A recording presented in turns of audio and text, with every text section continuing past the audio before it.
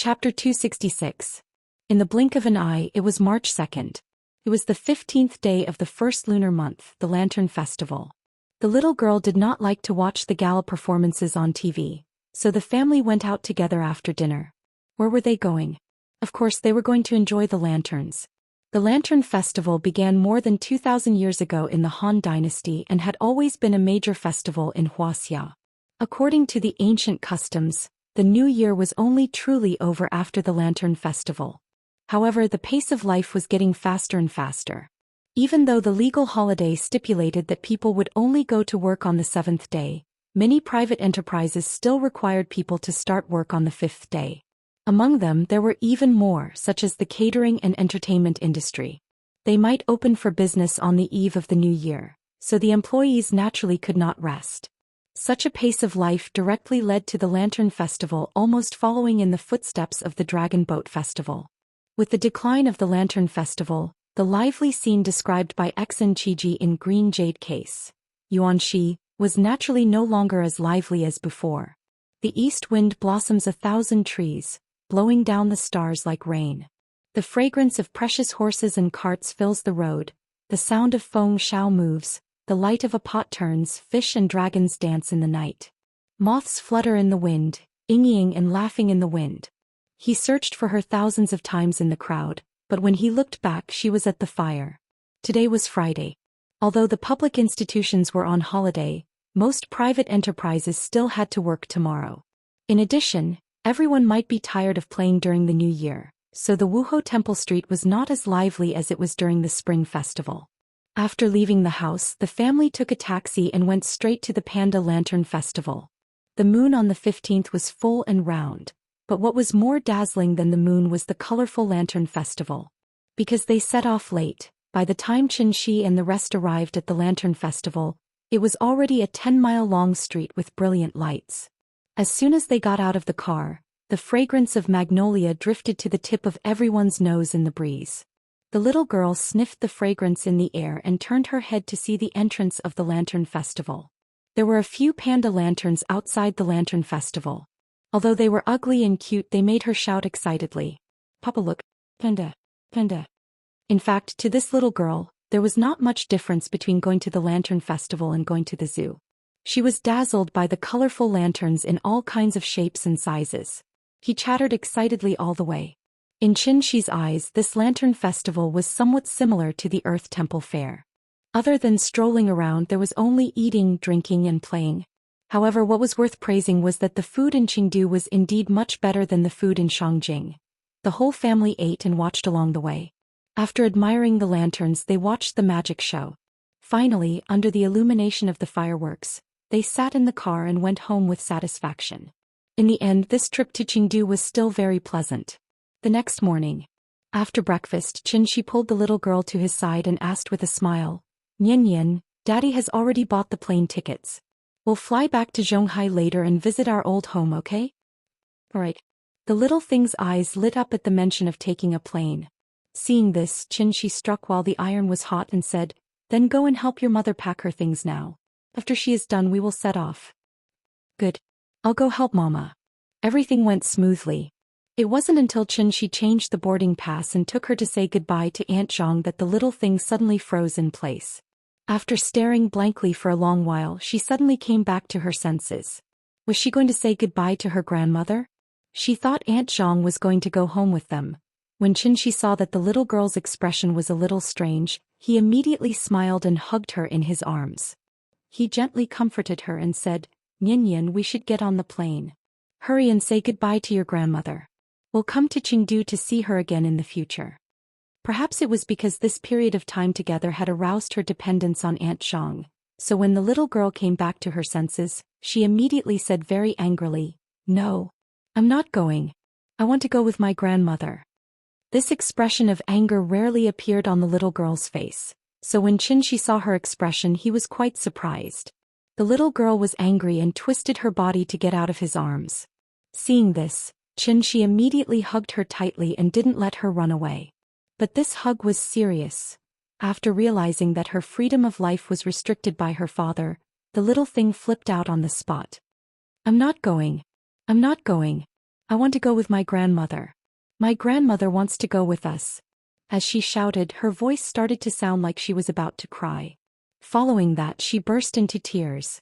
While things were getting out of hand. The reason why the couple didn't tell the little girl in advance was that they were afraid that she would cry. But what would come, and they couldn't avoid it even if they wanted to. The reason why they wanted to leave was actually because of the same reason. Aunt Zhang had her own family and their family was always outsiders. Naturally, they couldn't stay at Aunt Zhang's house for a long time. After all good things must come to an end. There were people coming and going at the ticket gate, and the little girl's sudden crying attracted a lot of attention. She had no choice but to take the little girl to a rest chair and let Aunt Zhang comfort her. This kind of thing had happened many times. It was normal for children to be clingy. So the family comforted the little girl one by one. She took out his phone and made a live video call with Aunt Zhang. He promised that he would bring her to Chengdu in the future, and only then did the little girl slowly stop crying. But she still didn't want to be separated from Aunt Zhang. She lay in her grandmother's arms without saying a word, as if she had been wronged. In the end, even the airport broadcast announced that they were boarding the plane. Only then did the little girl reluctantly wave goodbye to her grandmother with red eyes. Grandmother, grandmother. We'll come to see you in the future. After watching the couple carrying the little girl gradually disappear into the distance, Aunt Zhang couldn't help but wipe the tears from the corners of her eyes. Although she wasn't her biological child, her love for Nian Yin was very real. The plane took off. Perhaps it was because she had just cried, but the little girl didn't even have the interest to look at the clouds outside. She fell into a deep sleep. When she woke up again, the family had already returned to Zhonghai. The moment the cabin door opened, a salty sea breeze unique to coastal cities blew in. Unlike Chengdu and Shangjing, Zhonghai gave Xianxia the most unique feeling. But that feeling didn't come from the city itself, but from the people standing next to him at this moment. Xianxia carried the little girl. The moment he walked out of the gangway, he couldn't help but hold Qin Ruiying's hand. Zhonghai, we're back. Chapter 267. As soon as the family got off the plane and walked into the terminal, it began to drizzle. Just a moment ago the sky was clear, but now it suddenly became drizzling. And this sudden spring rain seemed to be a ceremony to welcome the return of their family. Perhaps it was because she had slept on the plane, so when the little guy got off the plane his lively and energetic appearance came back. Therefore the little thing did not ask Xianxia to hold her. Instead she jumped and ran in the corridor with her short legs. Seeing her excited look, the couple quickly followed behind her, hand in hand. If they ignored the little girl in front of them, the two of them now looked like a couple who came to Zhonghai for their honeymoon. It was impossible to tell that they were an old couple with a 5-year-old child. The little girl ran and jumped. After running for a while, she made a sharp turn and directly lay in front of the floor-to-ceiling window of the terminal. Then she looked at the planes in front of her and said excitedly, "Papa, look. That plane is running." She came to the little girl's side. After touching her head with a smile, he put his hand on her back and pushed her out step by step. While walking, she asked with a smile, "See, didn't you just get on the plane? How do you feel?" The little thing seemed to like being pushed by her father, so she leaned back and did not fall down because of the support of Xianxia's palm. Then she lay on Xianxia's palm. Then under the push of Xianxia, like a master, she slowly walked forward with her short legs. "I like it. I like to fly." Looking at the bright smile on the little girl's face, Xianxia could not help but look at Qin Ruiying and smile. This child is so likable. The airport was so big that it took more than 10 minutes to walk out of the station. Even though there was a sidewalk elevator, the little thing was still tired of standing, so she turned around and raised her hands to Xianxia. Without needing her to say anything, Xianxia immediately squatted down and then hugged her in his arms. The higher one stood, the further one could see. Therefore, when she sat in Xianxia's arms, she pointed to exit 3 and asked in confusion, "Papa, what are they doing?" Xianxia looked in the direction the little fellow was pointing and saw 2 rows of burly men in black suits standing in front of the gate of the number 3 exit. That murderous aura was like that of a gang welcoming their boss home at the entrance of a prison. "He should be here to pick me up." "What's that?" "Let me give you an example. Let's say you take a plane to Chengdu alone. Grandma is afraid that you won't be able to find your way, so she comes to the airport to pick you up in advance. This is called picking you up." Oh. The little fellow nodded as if she understood. Then she asked doubtfully, "Then who's coming to pick us up today?" We don't need anyone to pick us up because we're going home now, not to Grandma's. Hearing this, the little fellow pouted and seemed to want to ask something, but Xianxia pinched her little face and decisively stopped this topic. Nowadays, stars like to pose for photos at the airport. As the fashion capital of Wuxia, there were stars coming to Zhonghai Airport to pose for photos every day. This also led to many fans waiting at the airport for a long time, just to take a photo with their favorite stars. At least 20 or 30 men in suits stood at the number 3 exit. There was a murderous aura there which naturally made ordinary people dare not approach. Therefore, even though the other exits were about to be lined up, the number 3 exit was still a scene of sparrows.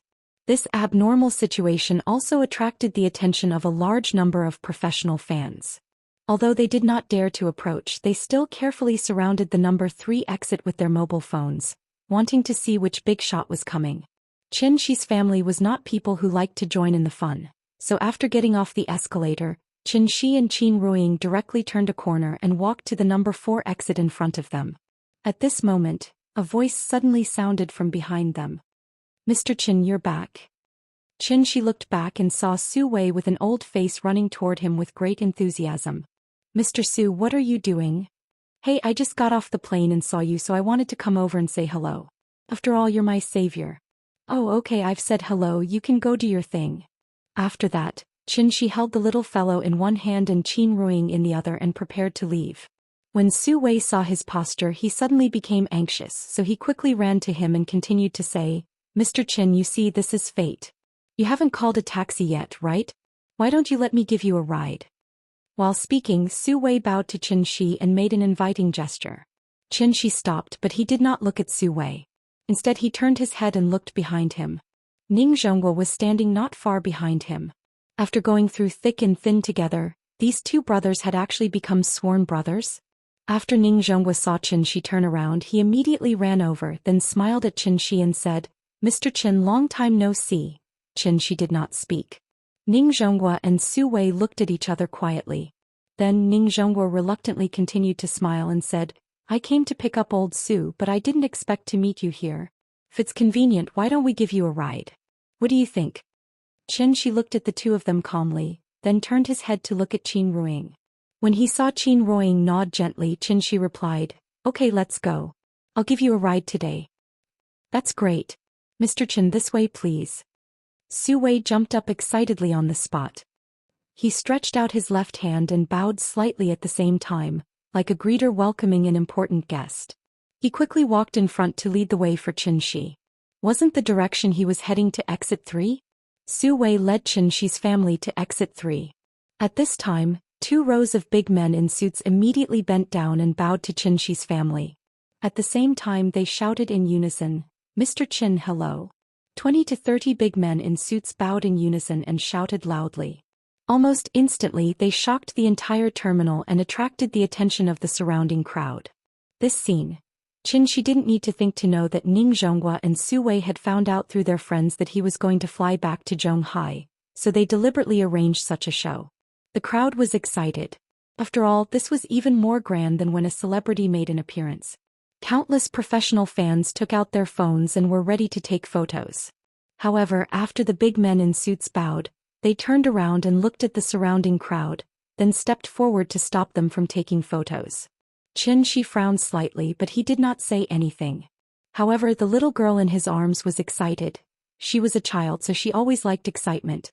This kind of treatment really made her very excited, so she raised her small hand and waved to the surrounding crowd with a big laugh. Chapter 268. Ning Zhongguo and Su Wei were obviously treating them with the highest standards. Therefore, when Xianxia and his family walked out of Terminal 3 with Su Wei, the little girl was immediately attracted by the yellow Bentley in front of her. "Papa, this car is so long." It was no wonder that she was surprised. After all, the common 3-compartment cars on the streets were generally about 4.3 meters long, but the Mulsanne Grand in front of her was different. The length of the limousine was 6.57 meters, which was 2 meters longer than the average car. It naturally gave people a very shocking feeling from the side. The luxury car was extraordinary, so its price was naturally not trivial.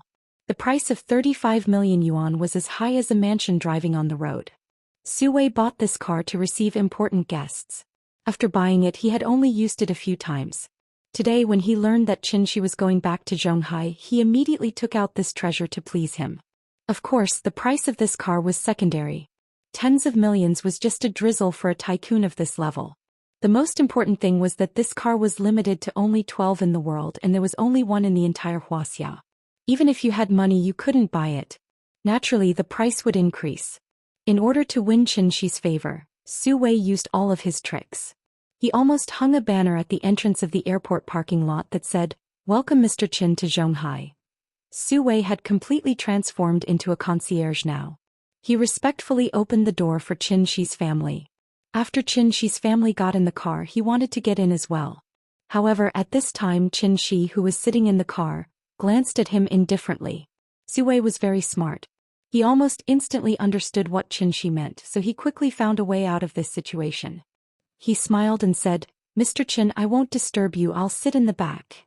After that, he gave Ning Zhonghua a look and he ran to the Mercedes-Benz S-Class in the back. Because Ning Zhonghua and Xianxia knew each other earlier, compared to Su Wei, it was easier for Ning Zhonghua to talk to Xianxia. However, there was an old saying, "Today is different from the past." After the two of them experienced a series of events, their attitude toward Xianxia had naturally changed dramatically.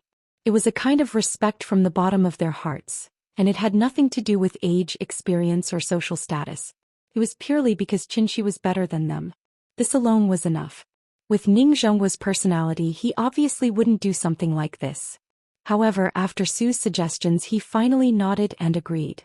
After all, if he didn't agree, what should he do to continue to get closer to Qin? Beauty and money? Did Qin need? Therefore, sometimes it was very meaningful to put down one's face to flatter in front of the leader. As for those elegant people who thought they were virtuous and looked down on flattery, they actually fell into a misconception. They always thought that flatterers were incompetent people. In fact, flattery was a sign of high EQ, and it was also a common trait of successful people.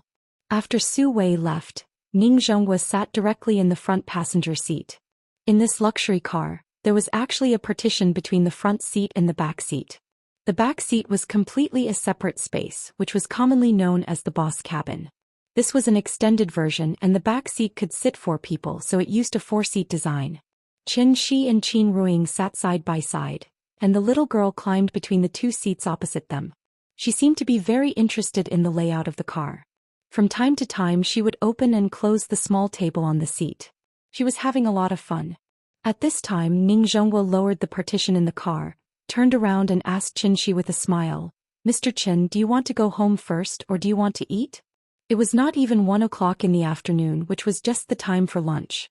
Su Wei and Ning Zhonghua spent so much effort just to treat Xianxia's family to a meal. Hearing this, Xianxia immediately turned his head and looked at Qin Ruiying. It was all up to his wife. Seeing this, Qin Ruiying first looked at the tall terminal through the window, then asked the little girl, "Nian Nian, are you hungry?" "I'm not hungry." The little girl was busy fiddling with the car refrigerator in the middle of the armrest, and she didn't even raise her head. After getting off the plane, she clamored for Xianxia to buy her KFC. After eating a hamburger, she was naturally not hungry at all. Looking at the little girl who was tossing and turning in the opposite seat, Qin Ruiying thought for a moment, then suddenly smiled at Xianxia and said, "It's still early. How about we go back to school?" Back to school. Xianxia was stunned for a moment. He really didn't expect Qin Ruiying to want to go here after returning to Zhonghai. But after thinking about it, Xianxia still understood Qin Ruiying's idea. So he smiled and said to Ning Zhonghua, "President Ning, to Zhonghai University, sorry to trouble you." Perhaps because he was in a good mood, Xianxia's pleasant appearance at the moment made Ning Zhonghua feel flattered. He quickly replied happily, "Okay Mr. Qin, take a rest, we'll be there soon." Under the gray sky, a fleet of luxury cars drove from the airport to Zhonghai University. Because he didn't want to be too eye-catching, Xianxia asked the fleet to stop on the street some distance away from the school gate. Then he held the little girl in one hand and Qin Ruiying in the other, and the family of 3 slowly walked to the place that represented the beginning. Time flew by and the years flew by. What a blissful year fleeting past. Time did not leave any mark on the couple's faces. They were still young, except that they no longer had the innocence of their school days. Everything seemed to be the same as before. The little girl lay on Xianxia's shoulder and looked around. Her cute little appearance immediately attracted a lot of envious eyes. Ignoring the astonished gazes of the bystanders, the family of three leisurely walked on the forest path.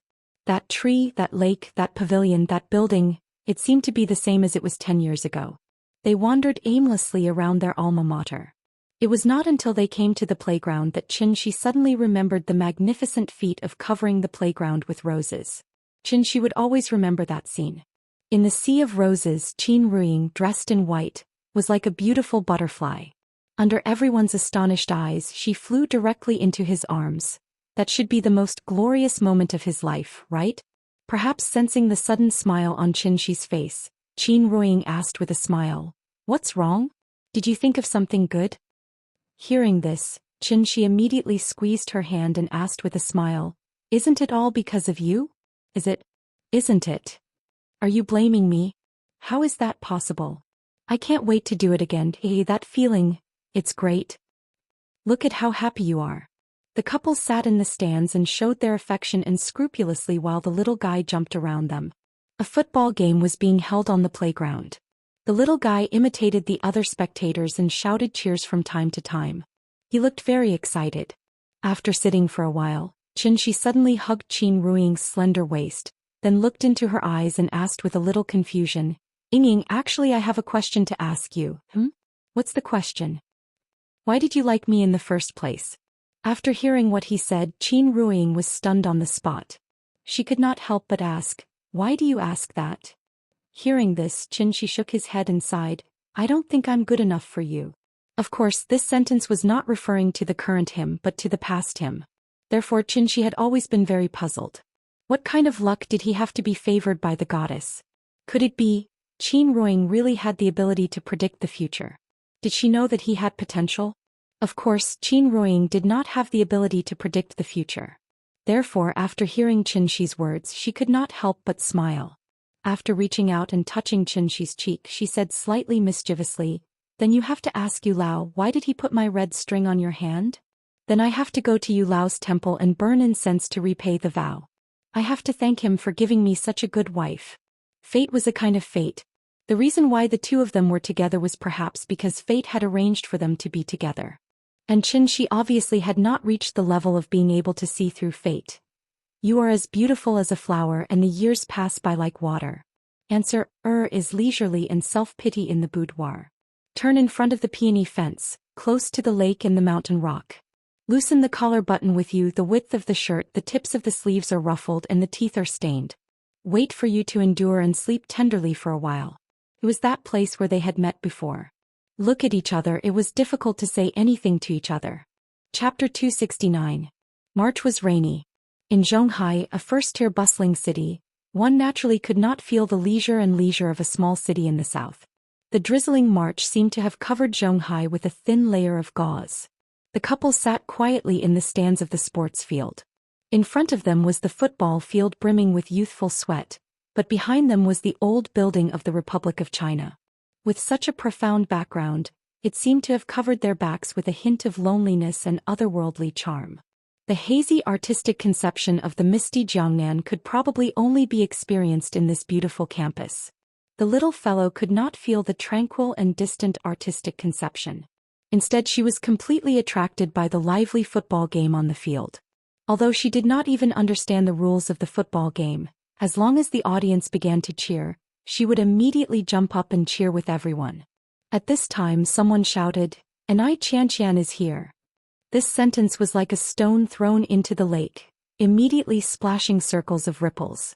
After hearing this sentence, many of the audience immediately stood up and ran out of the sports field. The players on the field also heard the movement.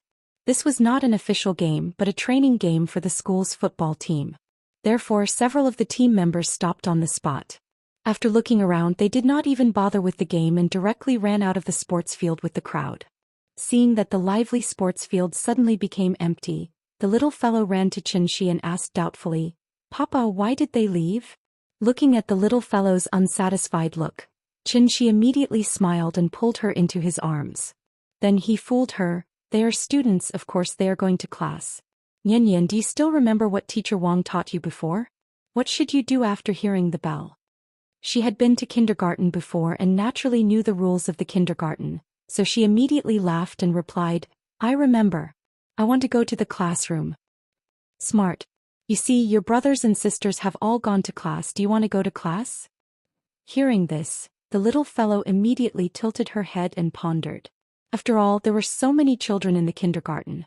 In addition to teaching them singing and drawing, the teachers would also organize them to play games together. In fact, it was quite fun. But if she went to kindergarten, she wouldn't be able to stay by her parents' side all day. Therefore, after serious consideration, the little thing shook its head and said with obvious hesitation, "I don't want to go." When Xianxia saw her reaction, he immediately knew what was going on. Looking at this situation, if he were to guide her a little after returning to Xianxia, this child would probably still be willing to go to kindergarten. Because many students had left, the field had become much quieter. Without any excitement to watch, this little thing obviously couldn't sit still. Therefore, Xianxia picked up the little fellow and held Qin Ruiying's hand as they wandered around the school again. There were 3 campuses in Zhonghai University. They were currently at the headquarters, which was the old campus. However, even though the old campus was located in the city, it covered a large area. It was more than 3,000 mu, which was more than 2 million square meters. Therefore, it would take at least 1 or 2 hours for the couple to explore the entire Zhonghai University. Anyway, it was still early and they had nothing to do, so they casually strolled around the campus. They didn't take the main road but chose a small path in the forest. The rain was so light that they didn't even need to use an umbrella, but it was long-lasting. A few drops would fall from time to time, so it still wet the stone path along the way. Walking on such a path in a trance, the deep and distant mood came back. He still remembered that 10 years ago they also walked side by side on this path. Even if there were no words along the way, it didn't prevent them from knocking on each other's hearts. Just like the moral scriptures said, the big voice is silent, the elephant is invisible, and great love is speechless. The family of 3 strolled slowly along the path. After passing through the forest path and walking around the lake, they arrived at the teaching building area. The school was supposed to be a quiet place, but now it was very lively. They didn't know what happened, but many students crowded in the open space outside the teaching building, blocking the surrounding roads. This lively scene naturally attracted the little fellow's attention. "Papa, what are they looking at? I want to see it too." Under the little fellow's constant shouting, Xianxia had to lift her up high, and then tried to squeeze in the direction of the crowd. Although most of the vision was blocked by the wall of people, Xianxia listened for a while and understood what was going on here. It turned out that there was a film crew here. These days, filming was not a rare thing. The main reason why there was such a big commotion was mainly because of the female lead of this film. The female lead was called Xianxia, and she was a popular female star recently. Her popularity was already very high and she graduated from Zhonghai University, so it was a home field for her. Naturally, the junior brothers and sisters came to support her, which was why there was such a big commotion. "Papa, they're shooting a movie. Shooting a movie." The little fellow also heard the discussion around her. When the 3 words, "shooting a movie," drilled into her ears, the little fellow suddenly sat on Xianxia's shoulder as if she had been injected with stimulants. "I want to see a movie. Papa, go over a little. I can't see. I can't see." Although there were many people around, the discussion was not very loud. After all, everyone knew that the sound of the scene was recorded in a movie, so when they spoke they deliberately lowered their voices. After the little guy made such a ruckus at the top of his voice, it immediately attracted the attention of many people. The students standing in front turned around to look at the little fellow, and then they all moved to the sides, making a path for them in the impenetrable crowd. Respecting the old and loving the young was a traditional Chinese virtue, which was most easily reflected in the hot-blooded college students. "Thank you." Xianxia squeezed through the passageway with the little girl in her arms and thanked the students along the way. At this time, Qin Ruiying whispered a few words to the little fellow. It was not right to shout like this in public. It was very rude and it showed that she had no family education. The little fellow was very sensible. So after listening to her mother's words, she seemed to understand that her behavior just now was a little rude. So she copied Xianxia and kept thanking the students on both sides. "Thank you, brother. Thank you, sister. I'm sorry." After saying that, the little fellow was a little embarrassed and stuck out her little tongue. That cute little look made a female student next to her couldn't help but praise. "Sister, your daughter is so cute." Thank you. Qin Ruiying smiled and nodded. After reaching out and pinching the little fellow's little face, she followed Xianxia to the front of the crowd. When they came to the front row, they finally saw the appearance of the big star. He was really beautiful. Probably because they were shooting a youth campus drama, the female lead was dressed as a student and looked very pure. With the help of the makeup artist, she looked about the same age as the surrounding students. She was completely a young girl in her early 20s. However, when Xianxia saw the appearance of the female star, he immediately couldn't help shaking his head and laughing. Chapter 270. Enai Qinyu had changed her name to Enai Xianxian. Last year, due to the broadcast of a phenomenal web drama, she became popular all over the internet. Coupled with the company's support and various resources, she was successfully sent to several of the most popular variety shows. She established a youthful and lovely persona in front of the audience and attracted a large number of fans. Because of this, Enai Xianxian became one of the most popular young actresses and successfully entered the ranks of A-list actresses. Times were developing faster and faster, and so was the entertainment industry.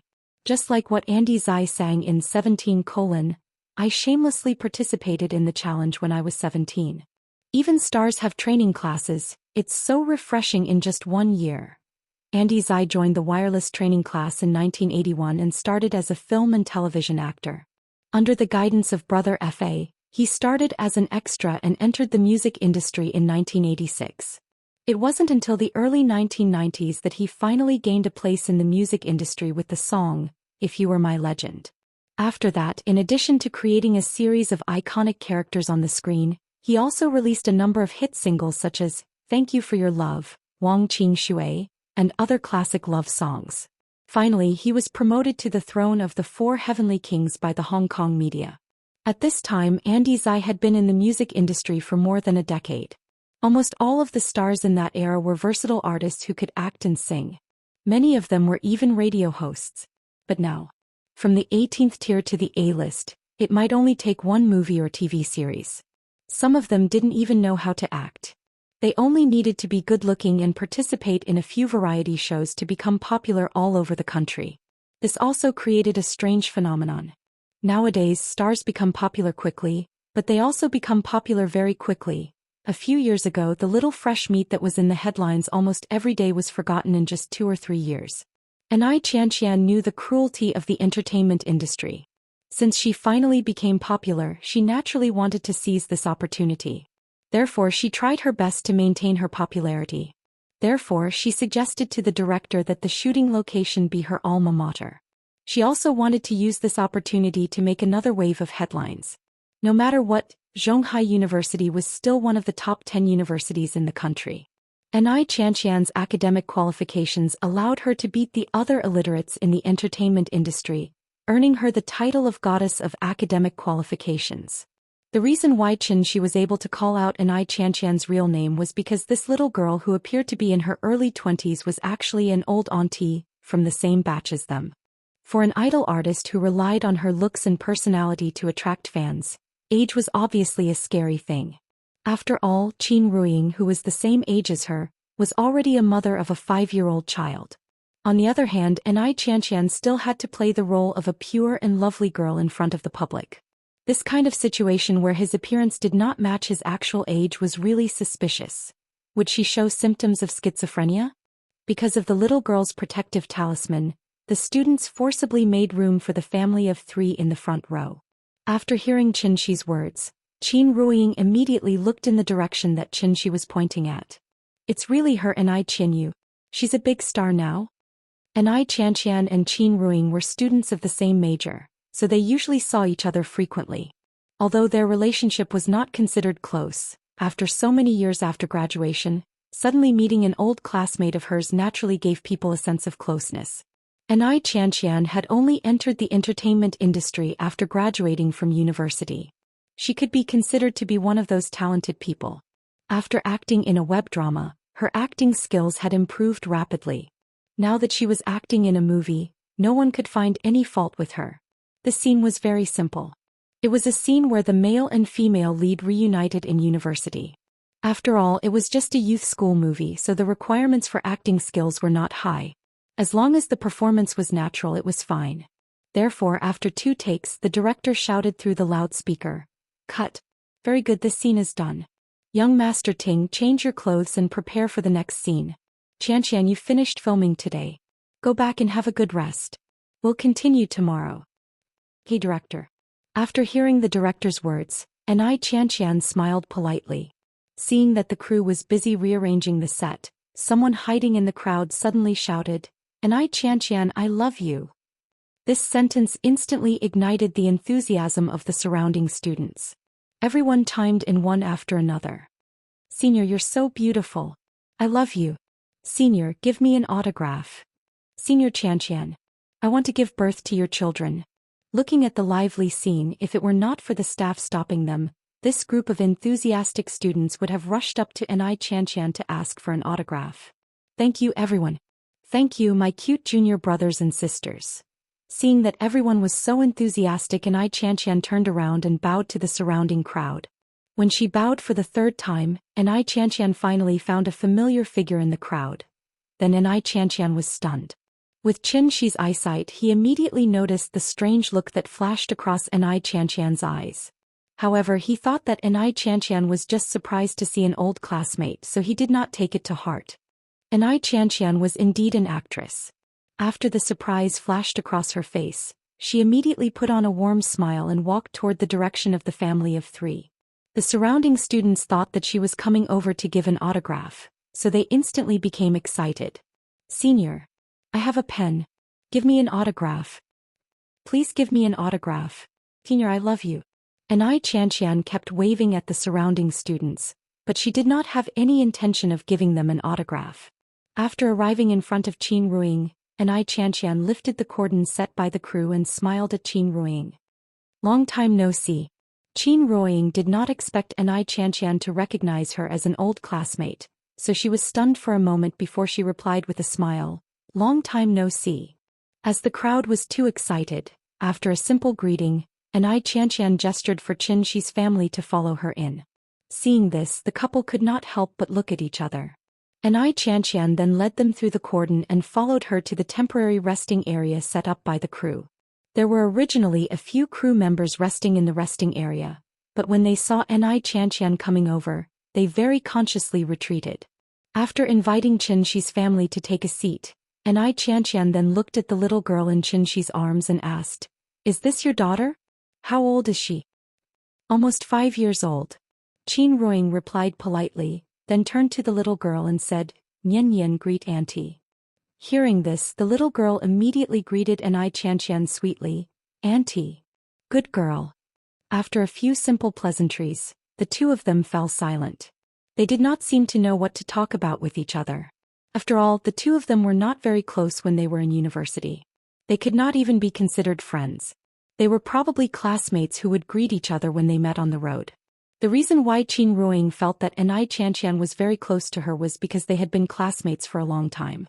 Xianxi and Qin Ruiying were originally not in the same major, so naturally he and Xianxia were even more distant. Therefore, Xianxi simply sat beside the little girl and played with her, leaving the space for them to catch up. Xianxia was silent for a while.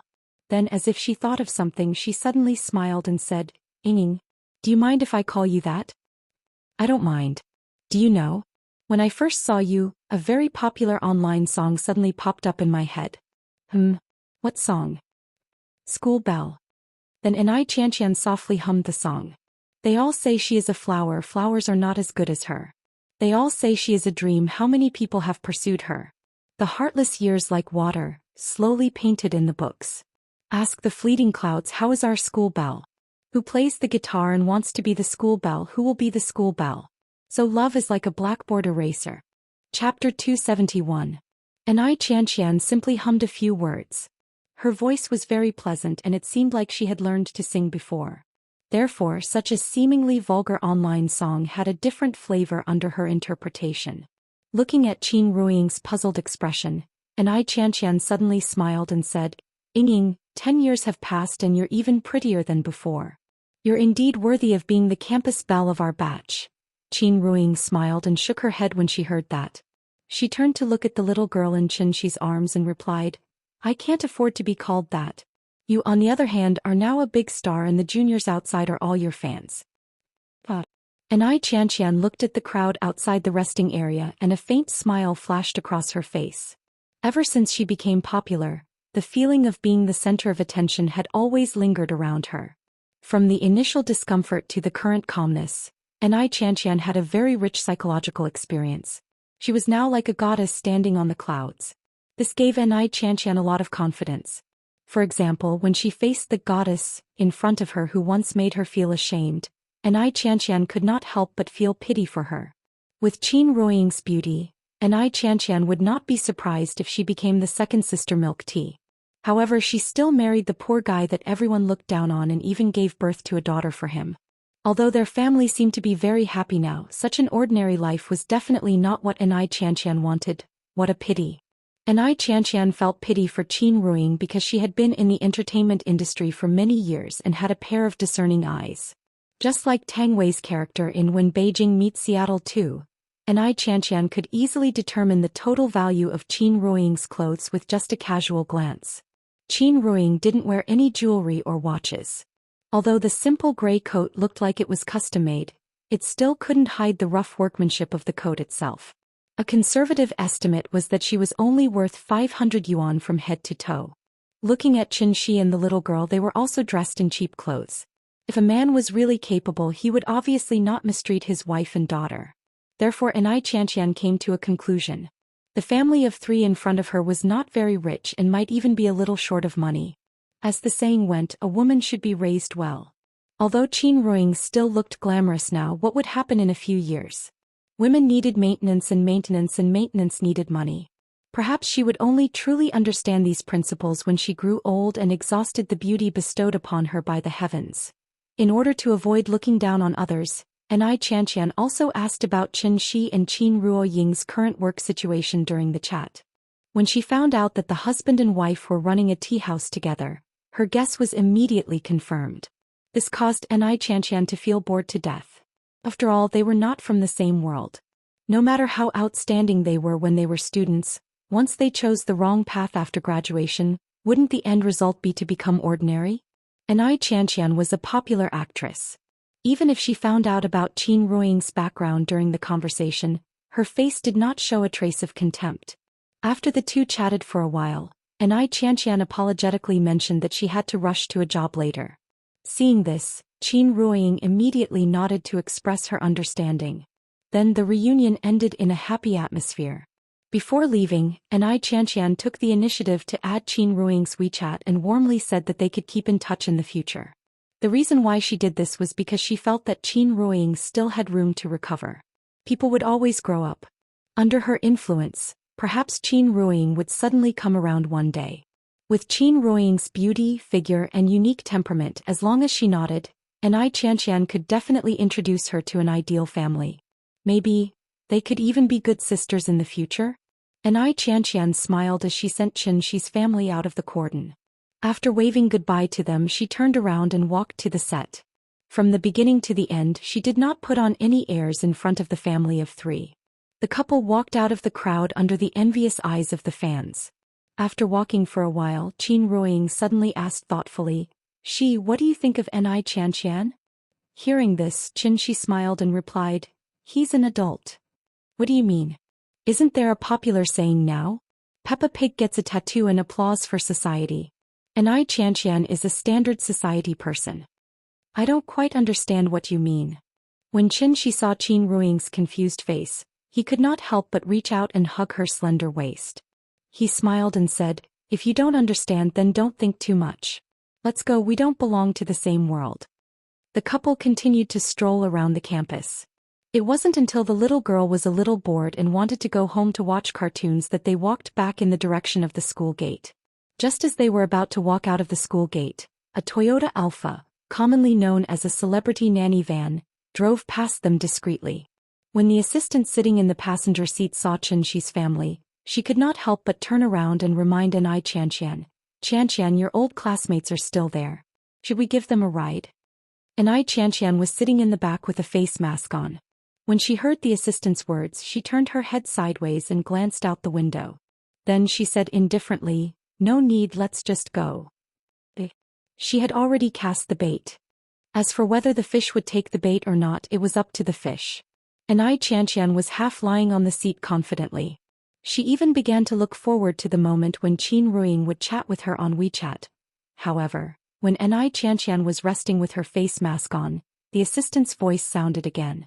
Sister Xianxia, look, that person seems to be CEO Su from Weixing Pharmaceutical. Hey, the one next to him should be CEO Ning from China Ocean Corporation, right? Why are they here? As a celebrity assistant, there were actually a lot of things to learn. For example, she had to at least know some business moguls. What were business moguls to celebrities? They were scripts. They were resources. They were everything. To sum it up in two simple and crude words, that was sugar daddy. As long as the sugar daddy was strong enough, even an internet celebrity could be smashed by a rich businessman. Therefore, how to curry favor with the rich had become a compulsory course for celebrities. Of course, this did not mean that she had to sleep with them. Businessmen were after profits. A movie was worth hundreds of millions of investment. Did she really think that she could become the female lead just by sleeping with the financier? How could it be that simple? Businessmen would definitely not do a losing business. It was not easy to get a rich businessman to invest in her new movie. It was obviously a very effective way to make her presence known in front of a rich businessman. Therefore, Xianxia immediately sat up from the chair. After making sure that she was not mistaken, she pulled off the mask on her face and quickly shouted to her assistant, "Where's my bag? Quick, quick, let me touch up my makeup." The minivan was parked in a parking space not far from the school gate. Then Xianxia started to touch up her makeup in the car. But just as she was in a hurry, something happened that left her flabbergasted. The two top business moguls in Zhonghai were like concierge at this moment. They quickly ran to Qinshi's family, bowed and asked for instructions, and escorted Qinshi's family to the Bentley Grand limousine. At this moment, Xianxia was completely stunned. An indescribable feeling suddenly surged from her heart, and immediately her face became rosy like a ripe rose. And this feeling of blushing, she had not experienced this for many years. The assistant saw that Xianxia was still in a daze, so she could not help but remind her, "Sister Xianxia, they seem to be leaving." Hearing this, Xianxia suddenly trembled as if she had been electrocuted. Chapter 272. Qinshi and his family did not know what kind of psychological changes Xianxia had gone through in the past 2 hours. At the same time, what Xianxia did not know was that when Qinshi pointed out that she and Qin Ruiying were not from the same world, Qin Ruiying nodded thoughtfully. Then she took out her phone and deleted Xianxia's WeChat friend list. Therefore, Xianxia might not be able to wait for Qin Ruiying to take the initiative to send her a WeChat message. The reason was simple. Although they were old classmates, after so many years of polishing, their worldview, outlook on life and values were clearly not on the same line. In other words, they did not have the same values, so of course, they would not be able to pee into the same pot. Qin Ruiying had a cold personality. In her opinion, since she and Xianxia did not have the same topics, there was no need for them to contact each other. Because of this, her total number of WeChat friends was the same as Qinshi's. She only had 3 contacts: Qinshi, Aunt Zhang and Qin Wanqing. In fact, if it were not for the frequent video calls with Aunt Zhang, Qin Ruiying would not have downloaded WeChat. The family of 3 got into Su Wei's luxury car. Then they slowly left Zhonghai University under the envious gazes of the students. After the car drove for a while, Ning Zhonghua looked down at the time. 4:50 p.m. It was almost time to prepare dinner. Therefore, he rolled down the partition in the car and asked the little girl with a pleasant expression, "Nian Nian, are you hungry? What do you want to eat later? There's all kinds of good food in Zhonghai. Uncle will take you to eat the best food today, okay?"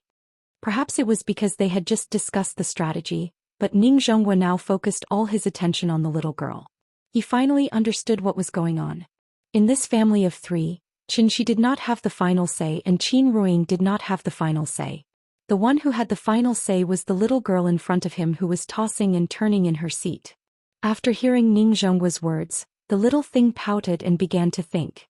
She wasn't hungry yet, but she still wanted to eat something. Therefore, after touching her little belly, the little girl said proudly, "My papa's cooking is the best. I like to eat papa's food.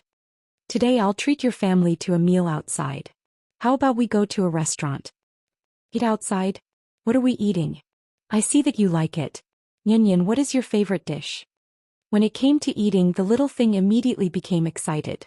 Therefore she immediately replied excitedly, "I like braised lion's head. And sweet and sour pork ribs. And prawns. Papa's prawns are delicious. Then uncle will take you to eat the most authentic local dishes in Zhonghai, okay? All right." Although this little thing didn't even know what the local dishes were, she still nodded quickly like a chicken pecking rice. Seeing that the little girl agreed, Ning Zhonghua looked at the couple behind him and said with a smile, "Mr. Chen, Mrs. Chen, I wonder if this local dish is to your liking?" Hearing this, she was not polite at all. After nodding with a smile, he replied, "We are not picky about food. You can arrange it as you see fit." He was not a reclusive master. Ning Zhonghua and Su Wei had flattered him like this. If he did not give them face, it would indeed be a bit too unreasonable. "That's great. I happen to know a local chef. His braised lion's head in brown sauce was the champion of a cooking competition. I think this child will definitely like it." Then the luxury motorcade headed by Bentley and Mercedes-Benz S-Class drove to Dianjiang Avenue. After arriving at the destination, Qinshi found that Ning Zhonghua and Su Wei had already arranged everything. Tonight's dinner was not at a restaurant but on a yacht. "Papa, look. So many boats." After the little girl came to the dock, she pointed at the yachts outside the dock and shouted excitedly. Although she had been on a luxury cruise ship, she still couldn't figure out the difference between a big ship and a small ship, so she could only use a small ship to call a yacht. What was a yacht? Its positioning was not a means of transportation, but a high-end durable consumer product for water supply and entertainment. What did Ning Zhonghua do? He was the former chairman of the Ocean Voyage Group and the largest shareholder of the Ocean Voyage Group. The cruise ship that Fong Lei used when she got married was rented from the Ocean Voyage Group.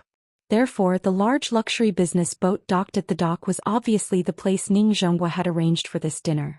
It could be seen that in order to flatter this person, he and Su Wei had racked their brains. The reason why they chose to eat on the yacht was actually very particular. Once the yacht left the dock, it would become an absolutely enclosed space. In this environment, it was naturally easier to close the distance between people. Don't you see how many secret transactions that can't see the light of day were negotiated on the yacht? For Ning Zhonghua's painstaking arrangement, the couple didn't have much reaction, but the little girl was excited. After all, compared to the cruise ship, the boat in front of her made her feel the charm of the sea more. So after boarding the boat, she jumped up and down excitedly in the boat. The yacht itself was synonymous with high quality, and the decoration in the cabin was naturally extremely exquisite and luxurious. The couple went straight to the top of the yacht under the leadership of Su Wei and Ning Zhonghua. When Qinshi stood on the open-air observatory on the top floor, he couldn't help but nod with satisfaction, expressing his satisfaction with Ning Zhonghua and Su Wei's careful arrangement.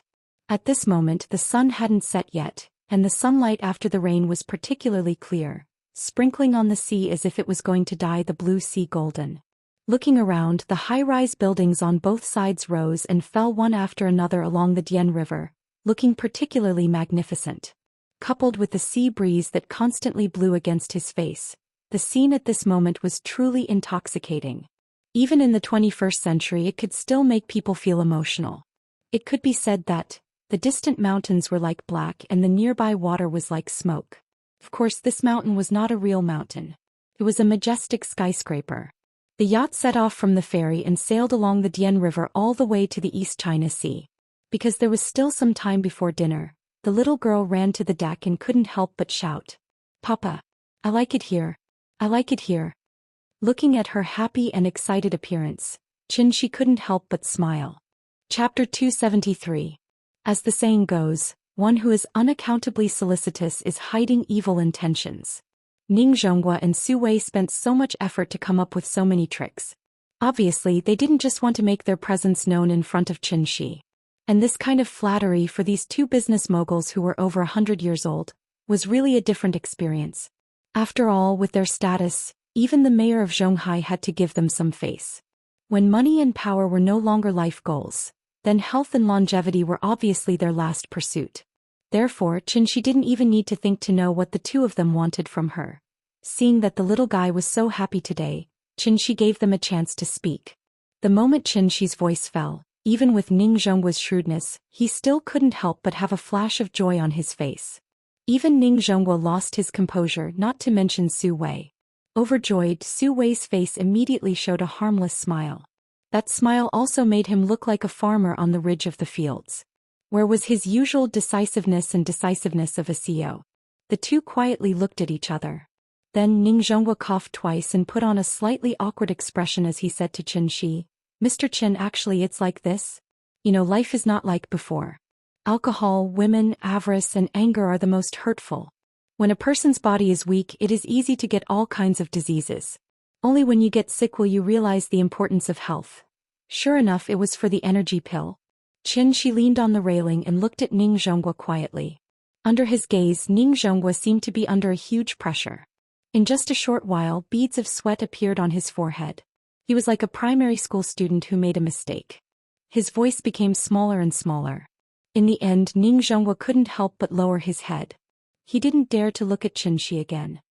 "Ever since the incident last time, the two of us have been following your orders and not revealing any information about you. We told the public that the expert who made the Yamasaro had passed away. But what we didn't expect was that the rumor would become more and more ridiculous as it spread. Now, as long as someone has a difficult illness, they will come to us for help. We don't know how many people we have offended because of this." While Ning Zhonghua was explaining his difficulties in a low voice, the little fellow on the second deck suddenly raised her small head and shouted at Qin Shi, who was standing on the third deck, "Papa! There is a sofa here. Come and sit down." As she spoke, she excitedly patted the deck sofa beside her. The sofa was soft, even more comfortable than lying on a bed. Coupled with the afterglow of the setting sun and the gentle caress of the sea breeze, this young fellow had learned to enjoy the beauty of nature.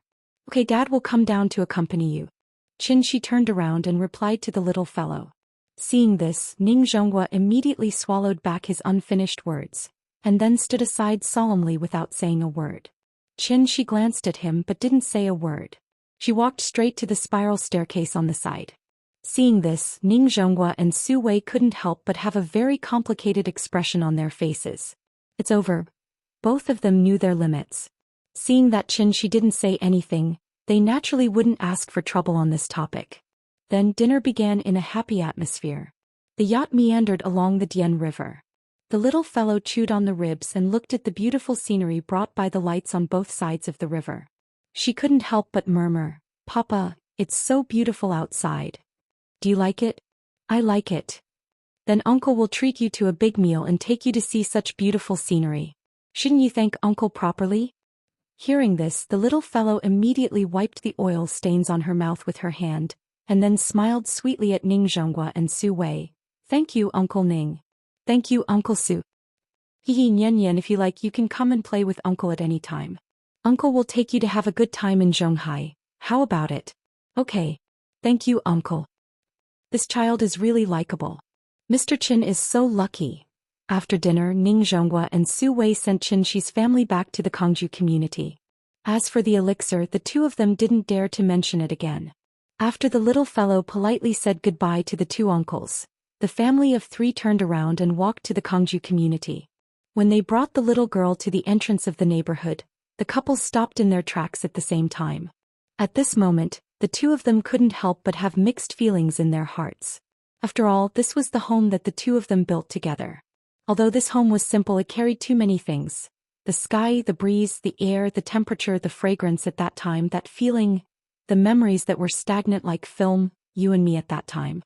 When the breeze blew, those things that couldn't be taken away were all called the past. Under the dim yellow light, the couple's shadows were very long. Perhaps because of the emotions in her heart, Qin Ruiying couldn't help but have tears in her eyes. And just as the couple looked at each other in silence and reminisced about the past, a clear and crisp voice sounded very untimely. "Mama, let's go home. We're going home." As she spoke, the little fellow who spoiled the mood sat in Qin Shi's arms and reached out to Qin Ruiying. She wanted to go into her mother's arms. After all, for this little fellow, her mother seemed to have left for a longer time. Qin Ruiying quietly wiped the tears from the corners of her eyes, and then smiled as she took the little fellow from Qin Shi's arms.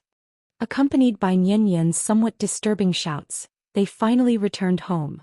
Perhaps it was the same feeling as Qin Shi felt when he first returned. When Qin Ruing walked into the room and saw the familiar furnishings in the house, she couldn't help but burst into tears like a broken dam. 5 years. It was indeed too long. After entering the room, the little fellow ran straight to the TV. After skillfully turning on the TV, she looked back at the door.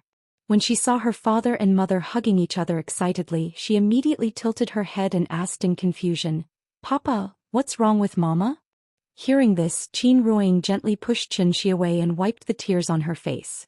Seeing that she was still adjusting her mood, Xianxia turned back and said to the little fellow, "Sand got into Mama's eyes. Papa is blowing it for her." "Oh." The little fellow nodded as if she understood, and then shouted to Qin Ruing, "Mama, watch cartoons with me." As she spoke, she patted the sofa beside her and motioned Qin Ruing to come and sit down. "Okay, we'll watch with you." Qin Ruing wiped the tears from the corners of her eyes, and then pulled Xianxia to the little fellow's side. The family of 3 huddled together on the old sofa. Chapter 274. The next morning, after eating the breakfast made with love by Xianxia, the little fellow lay on the sofa with a bulging belly and obediently recited a Tang poem. "Sleeping in spring, I hear birds singing everywhere.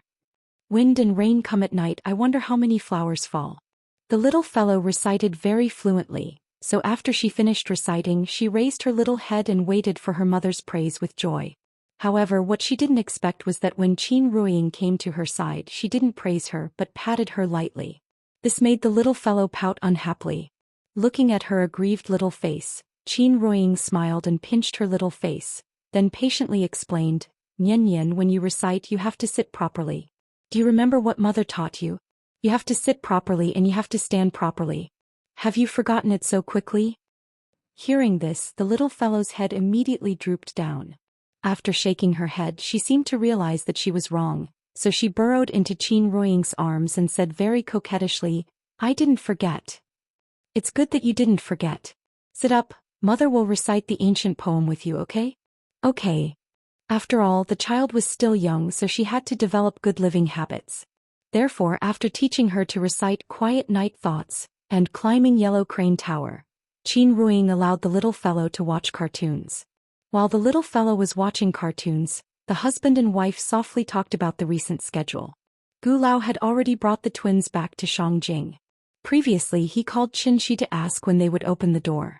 Although the house in the Kangju district was simple, it was built by the 2 of them, so Qin Ruing wanted to stay here for a few more days, which could also be considered as a kind of remembrance.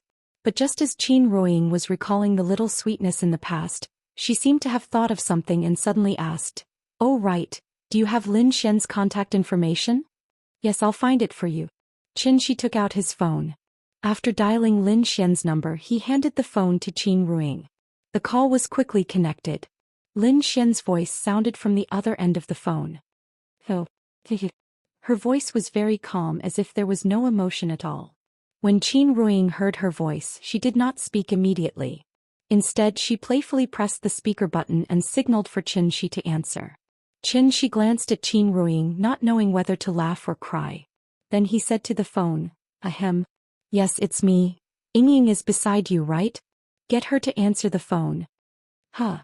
The couple looked at each other in surprise. Qin Ruing asked in confusion, "Xianxian, how did you know I was there?" Hearing this, Lin Xian on the other end of the phone immediately laughed out loud. Her laughter was very clear, like the tinkling of a bell. After laughing for a while, she suddenly pretended to be angry and said, "Humph. You didn't tell me you were back for so long. Yingying, I'm telling you, you'll lose me if you do this. Didn't I call you as soon as I got back to Zhonghai? Don't give me that. I'm not listening. Xianxian, this is my fault. I apologize, don't be angry, okay?" Although they had not contacted each other for many years, their relationship seemed to be better than before. Lin Xian was different from Xianxian. She was one of Qin Ruing's few friends. Therefore, when Lin Xian pretended to be angry, Qin Ruing actually acted coquettishly on the phone. After a while, Lin Xian was giggling. "Okay, I forgive you. When Xianxia came back to find you, I helped a lot. You have to treat me to a good meal." "Okay, when are you free?" "I'm free anytime. How about today? Both of you should be fine, right? Okay, what do you want to eat?" The 2 of them discussed for a while on the phone. After confirming the time and place, they were ready to end the call.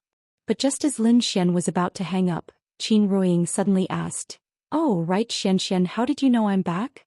Since she brought her home, the couple had been staying in Shangjing and did not contact anyone. So not only Qin Ruiying but even she was a little curious. How did Lin Xian know that Qin Ruiying was back? After hearing Qin Ruiying's question, Lin Xian did not immediately answer. Instead she asked, "Guess?" "Xianxian, stop keeping me in suspense." After the two of them joked around for a while, Lin Xian finally revealed the reason under Qin Ruiying's relentless questioning. "Hey, don't you know that you're already an internet celebrity?" "Internet celebrity? What's going on?" Hearing this, Qin Ruiying and she could not help but look at each other. They did not understand what she was up to. Although they hadn't met, Lin Xian could still imagine their dumbfounded expressions, so she couldn't help but laugh exaggeratedly on the other end of the phone. "Xianxian, we're both confused by you. Okay, I won't tease you anymore. Let me ask you a question first. Did the two of you take photos at an internet celebrity children's playground in Shangjing?" Internet celebrity children's playground? Qin Ruiying still did not understand the situation, but she suddenly came back to his senses. Previously they took the little girl and the twin brothers on a trip to Inkids with any friends. They wanted the little girl to experience a high-end children's playground. At that time, when they were sitting next to Yan and playing with her, there was a girl from the photography department at Peking University who wanted to take photos of them. In the end, she even said that she wanted to use their photos for a competition. The photo of the two of you was used to participate in the International Photography Awards. And it even won first place in the professional portrait category. Seems to be on tour around the world now. After hearing what Lin Xian said, she almost spat out a mouthful of blood. Wasn't this too ridiculous? At that time he did not want to dampen the girl's passion for photography, and Qin Ruiying did not mind, so he nodded and agreed. However, what she did not expect was that this girl was so amazing. She actually used this photo to win a world-class award? It was no wonder that Lin Xian said that the two of them were now internet celebrities. Was this not considered internet celebrities? They were already King famous overseas. This sudden situation made the couple not know whether to laugh or cry. Lin Xian probably guessed how the two of them were feeling, so after laughing for a while she quickly hung up the phone. After hearing the beeping sound from the phone, Qin Ruiying handed the phone to Qin and asked Qin to look for information about the photo online. At the same time, Lin Xian sat in front of her desk and looked at the photo on the table with a blank expression. On her face, there was no trace of the happiness she had shown on the phone just now. There were two photo frames on the table. One was a full-body photo of her. The other, wasn't it the photo of Qin and Qin Ruiying? I also want to let the pirated students see this, so I can only put it in the main text. I hope you can forgive me. What I want to say is, the theme of this book is about stay-at-home dads, but it is also because of stay-at-home dads that my writing style is limited. Because of the existence of Nian, every day that passes in the book Nian will grow up another day. Therefore this book can't be like the common urban novels. In the blink of an eye, a month has passed. In the blink of an eye, a year has passed. Immortal cultivation and stay-at-home dads in essence are conflicting. Therefore the plot of this book is usually not continuous. After all, there is always a cause, a process, and a result when something happens. And this process needs time to ferment. For example, this photo may be buried for half a year before it appears again. I hope everyone can understand what I mean. Sincerely. Also, I update slowly, but I will never stop. This is for you to hear and also for me to hear. It is also a kind of self-warning. Regarding the issue of updating, I also want to try my best to return to a stable 2 updates a day, but I should have entered a bottleneck. I am very tired of writing and also very annoyed. I feel that every word I write is torture. I didn't ask for monthly votes on the day I put it up because I expected this to happen, so I didn't dare to make careless promises. In short, I have already decided. I will start from 3 updates a day and slowly adjust back. Finally, thank you again for your continuous support. Chapter 275. World Photography Competition Exhibition. This award was very prestigious and professional, but it was too professional. Therefore, when the winners of the competition were announced, it didn't cause much of a stir on the internet. After all, compared to breaking news like a celebrity's infidelity, professional news was indeed too niche. Lin Xian said that Xianxia and his wife were now online because of this photo titled Lovers, which really amazed many photography enthusiasts and insiders. Photography was the same as painting. It was to show static beauty to the world. But the difference between photography and painting was that painting could be created at will, while photography honestly recorded everything that happened at the time. The scenes shown in the photos were also scenes that had once appeared in this world. The selection method of the photography award was nothing more than the evaluation of the theme, scene, composition, exposure, tone, clarity, and several other aspects. The reason why this photo won first place in the professional portrait category was entirely because the couple in the photo was too dazzling. Just like a war photographer taking photos of refugees on the battlefield, the subject matter itself was a bonus. It was a kind of luck to be able to meet such an outstanding model in the vast sea of people. But the art of photography sometimes really did require a certain amount of luck. Weren't many world-famous classic photos captured by photographers by chance? Therefore, although the photographer named Sun Yuanyuan's skills were mediocre, she still managed to stand out from the rest of the entries and become a celebrity in the circle. And now, wasn't this award-winning photo on display at London's Somerset Palace?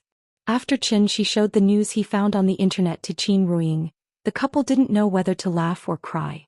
It seemed that they had to pay more attention to protecting their portrait rights in the future. They didn't want to be online, so this kind of feeling of putting their photos on the internet for the world to see, it was a bit strange. However, since they had already given it, it was too late for regrets. Therefore, the couple could only adjust their mood and completely forget about this matter. Later, the couple accompanied the little girl to watch cartoons for a while, and then went out to find Lin Xian to catch up. The lunch location was chosen by Lin Xian. It was a Western restaurant with a good reputation and was very friendly. The restaurant's location was good. It was on the edge of the Dianjiang River. Sitting in the outdoor seats outside the restaurant, one could overlook the entire Dianjiang River. Perhaps it was because it was close to the business district, so when Xianxia's family arrived at the restaurant, there were already many business people in formal attire sitting there. Everyone was sitting by the river, admiring the beautiful scenery while discussing work. It could be considered a small bourgeois atmosphere. Here, as soon as Xianxia's family arrived at the restaurant, Lin Xian stood on the steps and waved at them excitedly. It had to be said that Lin Xian's outfit today was very eye-catching. As a professional woman who has lived in the CBD business circle for a long time, Lin Xian wore a dark blue dress and a well-cut long trench coat today. In addition, she had combed her short blonde hair into a bob with bangs, which not only reflected the capable temperament of an urban white-collar woman, but also had a unique charm of a mature woman. It was simply a beautiful scenery on the banks of the Dianjiang River. After Qin Ruiying heard Lin Xian's shout, she immediately waved at her. At this time, the little girl lying in Xianxia's arms finally saw Lin Xian, so she immediately waved her little hand and shouted at Lin Xian happily, "Sister, sister."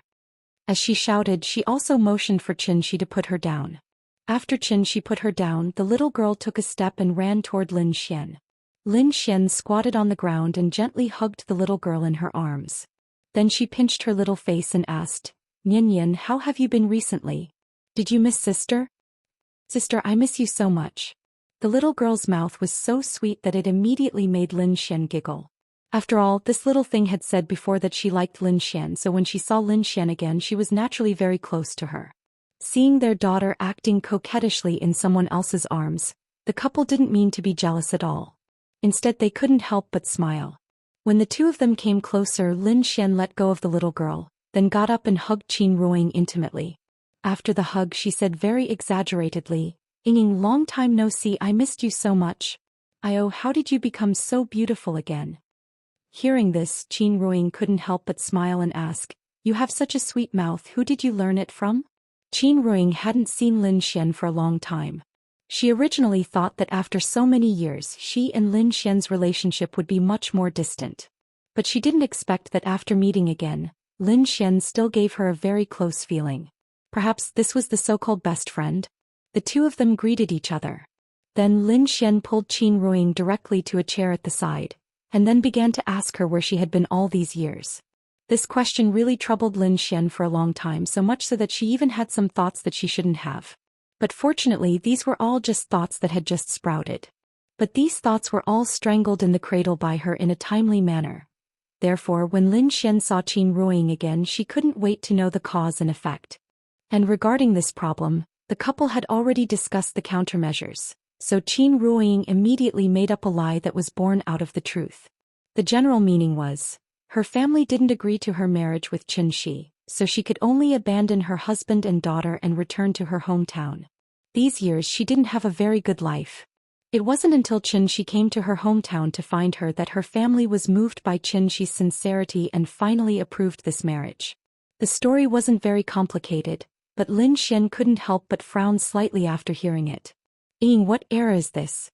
Your family still pays attention to the words of the parents and the matchmaker? Why do I feel that with your personality, you shouldn't be so obedient to your family? Are you lying to me? Hearing this, Qin Ruiying couldn't help but smile and ask, "Oh? Then tell me, why would I lie to you? I can't say it, but I keep feeling a little weird. I don't really believe what you said just now. What I said is the truth. If you don't believe me, then I can't help it, okay?" Seeing that Lin Xian nodded suspiciously, Qin Ruiying decisively changed the topic and took the initiative to ask, "Xianxia, what about you? How have you been these few years? Are you married? Do you have children?" Hearing this, Lin Xian's expression couldn't help but stiffen, but quickly returned to normal. After forcing a smile, she replied in a seemingly relaxed tone, "Not yet, but I can tell you a piece of good news." "What good news?" Chapter 276. Engagement. After Lin Xian's voice fell, even Qin Shi, who was next to her, could not help but turn his head to look at her. It had only been about half a year since the last time they parted at the dock. Who would have thought that Lin Xian was going to get engaged? "Who is it? Do I know him?" Qin Ruiying threw out a series of questions, but Lin Xian smiled and shook her head after listening. She responded, "You don't know him." At this time, Qin Shi could not help but interrupt and ask, "Is it Li Xiuwen?" No matter what, Li Xiuwen had pursued Lin Xian for a long time.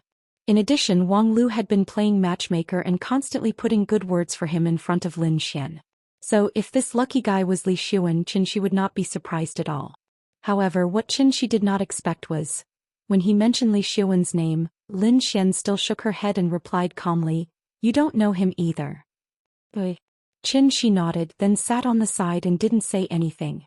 In fact, after hearing the news that Lin Xian was going to get engaged, Qin Shi was also happy for Lin Xian from the bottom of his heart. After all, Lin Xian was not young anymore. It was hard enough for her to work alone in Zhonghai for so many years. If she could find someone to rely on, it would be a good thing for her. As for Lin Xian's little thoughts, it was obviously impossible for Qin Shi not to know. It was just that this kind of thing felt a little awkward just thinking about it, so he could only pretend to be confused. Qin Ruiying did not know the little secret in Lin Xian's heart, so she continued to ask curiously, "You're going to get engaged? How long have you been together?" "It's been almost 4 months. "What? Only 4 months?" Qin Ruiying was truly shocked by Lin Xian's words. Based on her understanding of Lin Xian should be very cautious when it came to relationships, so she really couldn't imagine how outstanding that man was to be able to get Lin Xian to the point where they were talking about marriage in just a few months. "Xianxia, marriage is not child's play. You've only known each other for a few months and you're already engaged.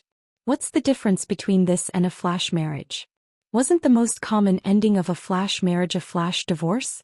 Especially for women, if they were so careless about marriage, they would be completely irresponsible for their own future." Qin Ruiying wanted to persuade Lin Xian to reconsider. However, Lin Xian seemed to have thought of everything. She smiled and gestured for her not to worry. Then she said, "Ying, don't worry. I'm not a little girl anymore. Do you think I'll be blinded by love? When I said that I was about to get engaged, there was actually a prerequisite." "What prerequisite?" "He has to pass my strict test." Lin Xian couldn't help but blink playfully. Seeing that Qin Ruiying was still confused, she smiled and explained, "We're classmates. Your daughter is already so old, but I'm still single. How can I not be anxious? How can my family not be anxious? Even if you're anxious, you can't be so careless." Qin Ruiying rolled her eyes at Lin Xian in exasperation. Seeing this, Lin Xian held on to her hand and patiently explained, "Ying, listen to me. Actually, what I mean is that I'm not young anymore. Since I agreed to date someone, it's obvious that I'm aiming for marriage." Grandpa Mao once said that those who don't date for the purpose of marriage are all hooligans. So I have to carefully examine him. If he can successfully pass my examination, then why can't I marry him? Qin Ruiying was speechless. After hesitating for a long time, she asked with a puzzled expression, Xianxia, do you love him? Hearing this, Lin Xian couldn't help but chuckle. You might not know. How difficult is it to meet someone you like in this world who also likes you? Actually, a lot of people can only choose one of two. You can either choose the one you like or the one who likes you. I think I'm still very rational, so I choose the latter. Saying this, Lin Xian couldn't help but glance at Qin Shi. She seemed to be envious of the relationship between the couple. Seeing that Lin Xian had already said this, Qin Ruiying naturally couldn't say anything else. Therefore, after hesitating for a while, she could only sincerely wish her well. Okay, although it's still a little rushed, I believe in your taste, so I wish you happiness in advance. All the best, Xianxia. Thank you. Perhaps because this topic was a little heavy, the two quickly changed the topic and then chatted about everything. Qin Ruiying hadn't talked so much in a long time. After all, she didn't have many friends and Lin Xian was one of the few that she had left. Therefore, after lunch, Qin Shi's family didn't rush to leave. Instead, they continued to accompany Lin Xian for afternoon tea. In the end, because Lin Xian received a call from her leader, saying that there was an urgent matter that required her to return to the company, Lin Xian could only reluctantly say goodbye to Qin Shi's family. Sister, goodbye. Lin Xian had just treated the little guy to a lot of desserts, which made the little guy very happy. Therefore, even though Qin Shi had already walked a distance away with her in his arms, the little guy still reluctantly turned back and waved at Lin Xian. Nian Nian, goodbye, sister will treat you to good food next time, come moi, mua. Goodbye, sister. Hearing this, the little guy covered her mouth with both hands, gave Lin Xian a flying kiss, and then obediently returned to Qin Shi's arms. Lin Xian stood by the street, until Qin Shi's family got into the car and left. She didn't leave. Just like that afternoon last year. It was a beautiful September day and the pier was quiet. She stood under the palm tree just like today, watching the car gradually disappear into the distance. Lin Xian was slightly absent-minded. But at this moment, a feminine man's voice suddenly sounded from behind her. Xianxian, I've been waiting by the side for so long, but you didn't even give me a chance to go on stage? Let me tell you. I'm angry. Lin Xian turned back to look, only to see a gay-looking man in tight pants, walking quickly towards her with a resentful expression. Seeing this, Lin Xian complained helplessly, didn't I tell you to wear a suit? Look at you, how can I introduce you to my friend? Xianxian, I've said it many times. But don't. Wear. Or, think. What's wrong with me wearing this? Why can't you introduce me to your friend? Hearing this, Lin Xian could only sigh and turn to apologize to him. All right, it's my fault, I shouldn't have asked you to come. I apologize to you, don't be angry, okay? I'm not happy. I'm a little angry. All right, I'll treat you to coffee, don't be angry. Saying this, Lin Xian went up to the man's arm and pulled him to a nearby coffee shop. As they walked, Lin Xian tilted her head to look at the sea not far away. The afternoon sun shone on the surface of the sea, as if the sea was coated with a layer of gold powder. The sparkling waves were almost blinding. In a daze, Lin Xian's thoughts drifted further and further away. Actually, she didn't know what she was thinking about. She asked herself, she wasn't a chaste woman, but why couldn't her heart hold anyone else? What was the reason? Lin Xian really wanted to know the answer. But, Chapter 277. After a short reunion with Lin Xian, Qin Ruiying's mood became very happy. Although they hadn't seen each other for many years after this afternoon's conversation, she was finally sure that there wasn't much of a gap between her and Lin Xian. They were still friends who could talk to each other. This was undoubtedly good news for Qin Ruiying. After all, human beings were social animals. Even if Qin Ruiying's temperament was outstanding, she still needed a few close friends to accompany her. The family of three was in a good mood. Therefore, since getting on the car, the little fellow had been sitting on her knees by the window in the back row, stretching out her head to look at the scenery outside the window. When she saw a gift shop on the street, she couldn't take her eyes off it. Because in the gift shop's cabinet facing the street, there was actually a huge teddy bear. The little fellow liked teddy bears very much, but she had never had a teddy bear of her own, so she immediately put her little hand on the window, pointed at the teddy bear in the distance and said, Papa, I want that. The little fellow pulled Xianxi's arm, indicating that Xianxi should look in the direction she pointed. How sharp were Xianxi's eyes! With just a casual glance from the corner of his eyes, he already understood what the little fellow wanted. But, when Xianxi saw what the little fellow wanted, he didn't promise to buy it for her. Instead, he pretended to be puzzled as if he didn't see what the little fellow was pointing at. After the little girl anxiously shouted a few words, Xianxi put on an act and moved her head closer to the little girl. Then she looked in the direction the little girl was pointing at. Yan Yan, what do you want? Why didn't Papa see it? That. Over there. Bear. Big bear. I want that. Big bear. In a moment of excitement, the little fellow couldn't even speak clearly. Come, let me see again. Xianxi continued to pretend that he did not see anything. There was only one reason why he was acting like a fool, and that was, he didn't want to buy the teddy bear for the little girl at all. Of course, the reason why Xianxi didn't want to buy a teddy bear for the little guy was obviously not because of money, but because he was now thinking from the perspective of a parent. After all, the child was still young and had no sense of propriety. If he blindly obeyed the child, he would unknowingly hurt the child. Of course, this kind of damage was hidden. The so-called obedience was actually a disguised form of doting. This was also a taboo question for Xianxi. That was why he pretended to be crazy in order to fool them. The roads in the city were very crowded, so the taxi moved very slowly. However, no matter how slow the car was, when the green light came on, the taxi would still slowly move forward with the traffic. Therefore, after Xianxi pretended to dawdle for a while, the gift shop completely disappeared from the little fellow's sight. Looking at the teddy bear that she was so fond of disappearing, the little fellow immediately leaned on the back of the chair and pouted. No matter how Xianxi talked to her, she just turned her head and didn't say a word. Well, she was angry again. The couple looked at each other and both of them couldn't help shaking their heads and laughing. The child's temper was getting worse and worse recently. If it went on like this, maybe she would be spoiled by them in the future? Although they didn't speak, they reached a consensus through their eyes. It was time to strangle this evil trend. The taxi continued to drive. After the little fellow's performance, the sunny sky just now unknowingly darkened at the moment. A large dark cloud appeared out of nowhere and hung over the city. It was as if it had suddenly dragged everyone from the sunny afternoon to the dark night. The street lights on both sides of the street continued to light up, and the cars on the road also turned on their headlights. The taxi driver stuck his head out of the window and looked up at the dark sky. He couldn't help but mutter in Zhonghai dialect, "It's going to rain." But what the driver didn't expect was that as soon as he finished speaking, bean-sized raindrops fell from the sky like a torrential downpour, hitting the whole car with a pitter-patter sound. A torrential rain began without any warning. This rain was very heavy. It was probably the heaviest rain that Xianxi had seen since he returned to Earth. Because the rain was too heavy, even if the driver adjusted the windshield wipers to the highest gear, he still couldn't see the front clearly. The taxi struggled to move forward in the pouring rain. According to common sense, a heavy rainstorm like this was usually a sudden shower, and it should soon clear up.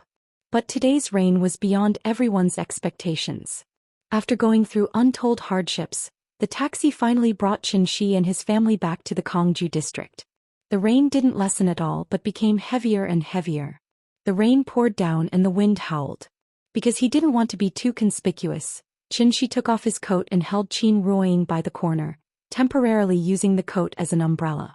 Then the couple rushed into the rain with the little fellow in their arms. Although Xianxi's coat was shielding her, the splashing rain continued to hit the little fellow's face. The rain soaked down her neck and soaked into her clothes, but the little thing didn't feel cold at all. Instead, she shouted happily, "Mama, come on. Papa, come on. Run faster. Run faster. We're almost home." The loud sound of the rain completely covered her excited screams. By the time the couple finally ran into the building with the little guy in their arms, the family of 3 had all become drowned rats. Perhaps it was because they hadn't been as embarrassed as today for a long time. So when the couple looked down at the little fellow who was still giggling in Xianxi's arms, the two of them couldn't help but giggle with the little thing. For a moment, the laughter of the family of 3 successfully covered the sound of the rain outside. But when the family was laughing foolishly, there was a sudden flash of light outside. Then a series of muffled thunder exploded in the sky. Rumble. The wind and rain blew and thunder and lightning intertwined. This year's spring thunder seemed to come earlier than in previous years.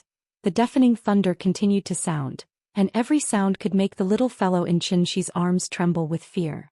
Seeing this, Xianxi hurriedly hugged the little thing tightly in his arms, and at the same time used his vital essence to block most of the sound for her.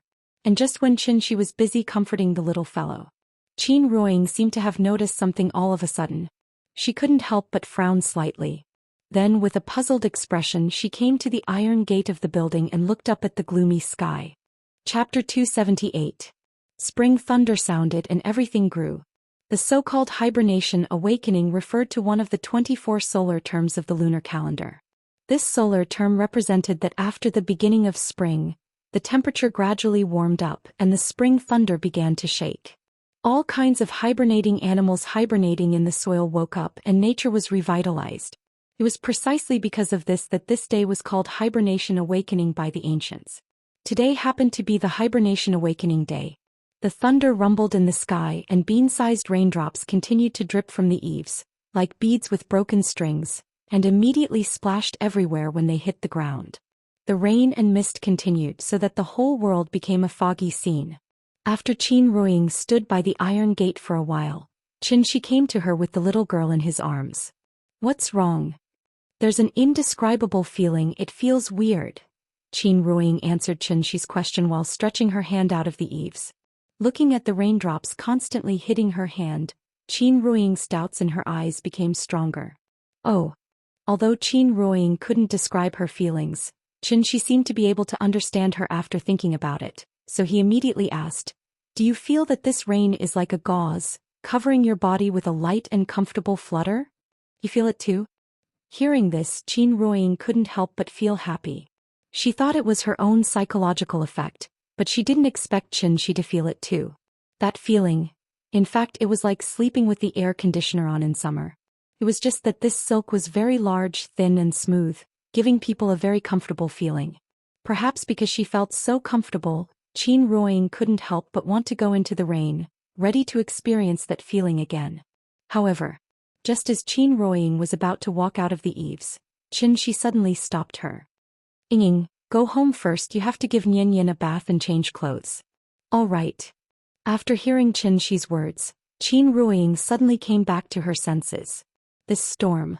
It was as if there was a strange magic that made her subconsciously want to stand in the rain. After looking at the storm outside thoughtfully, Qin Ruoying reluctantly followed Xianxi upstairs and went home. After reaching home she began to busy herself with bathing the little guy. At this time, Xianxi took the time to go to the shopping mall not far from the community. While buying groceries he also bought a set of clothes for the little girl. This little thing was especially naughty when it was bathing. It splashed water and made a fuss.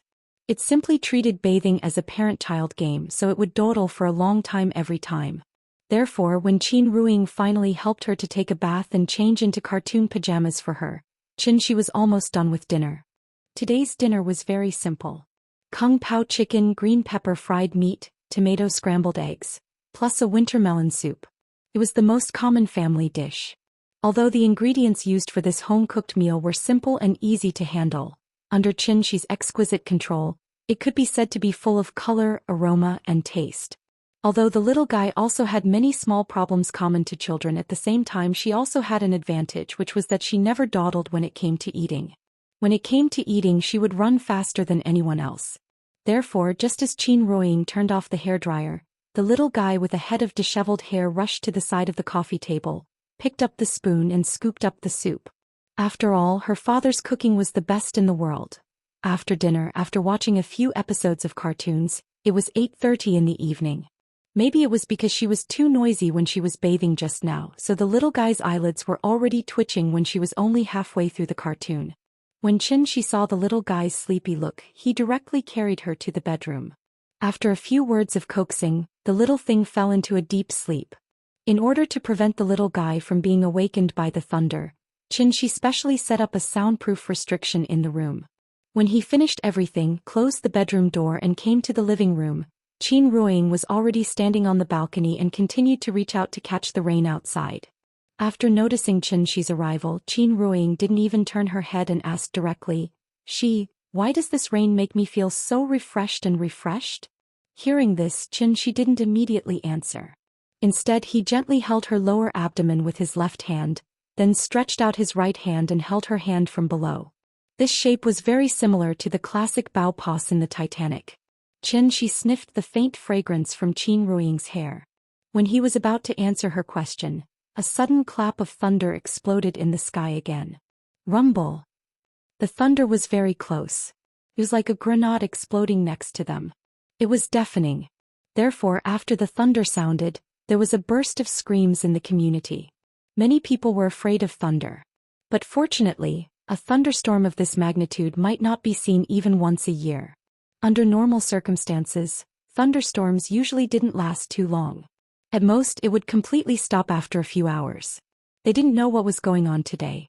This thunderstorm lasted for more than 3 hours, but there was still no sign of it weakening. If this continued, many people would lose sleep tonight. Xianxia gently hugged Qin Ruiying. When the rolling thunder finally stopped, he whispered in Qin Ruiying's ear, "The tide is rising." To be honest, Xianxia didn't think that there would be a spirit energy tide in a super first-tier international city like Shanghai. What was even more surprising was, the scale of this spirit energy tide was far greater than the scale caused by the Qinling spirit binding array. The spirit energy contained in it was even denser than the spirit fog in the Xiaxia glacier. Therefore, every drop of rain that fell from the sky contained a lot of spiritual qi of heaven and earth. How was this a simple thunderstorm? This was spiritual liquid from the sky. After briefly explaining to Qin Ruiying what a spirit energy tide was, Xianxia took her back to the living room and then set up a spirit gathering array for her to cultivate. After all, cultivation was a matter of accumulation over a long period of time. Even if this sudden tide of spirit energy couldn't cause Qin Ruiying's realm to advance by leaps and bounds, it could still save her a lot of effort. After all, it was a good thing with no harm. Naturally, she had to cherish this opportunity. The reason why Qin Ruiying wanted to go into the rain just now was that she had succeeded in her cultivation, so she instinctively wanted to go to places with rich spirit energy. Xianxia sat cross-legged next to Qin Ruiying until she entered the deepest level of meditation. Then he got up and went to the balcony. The wind and rain were still outside.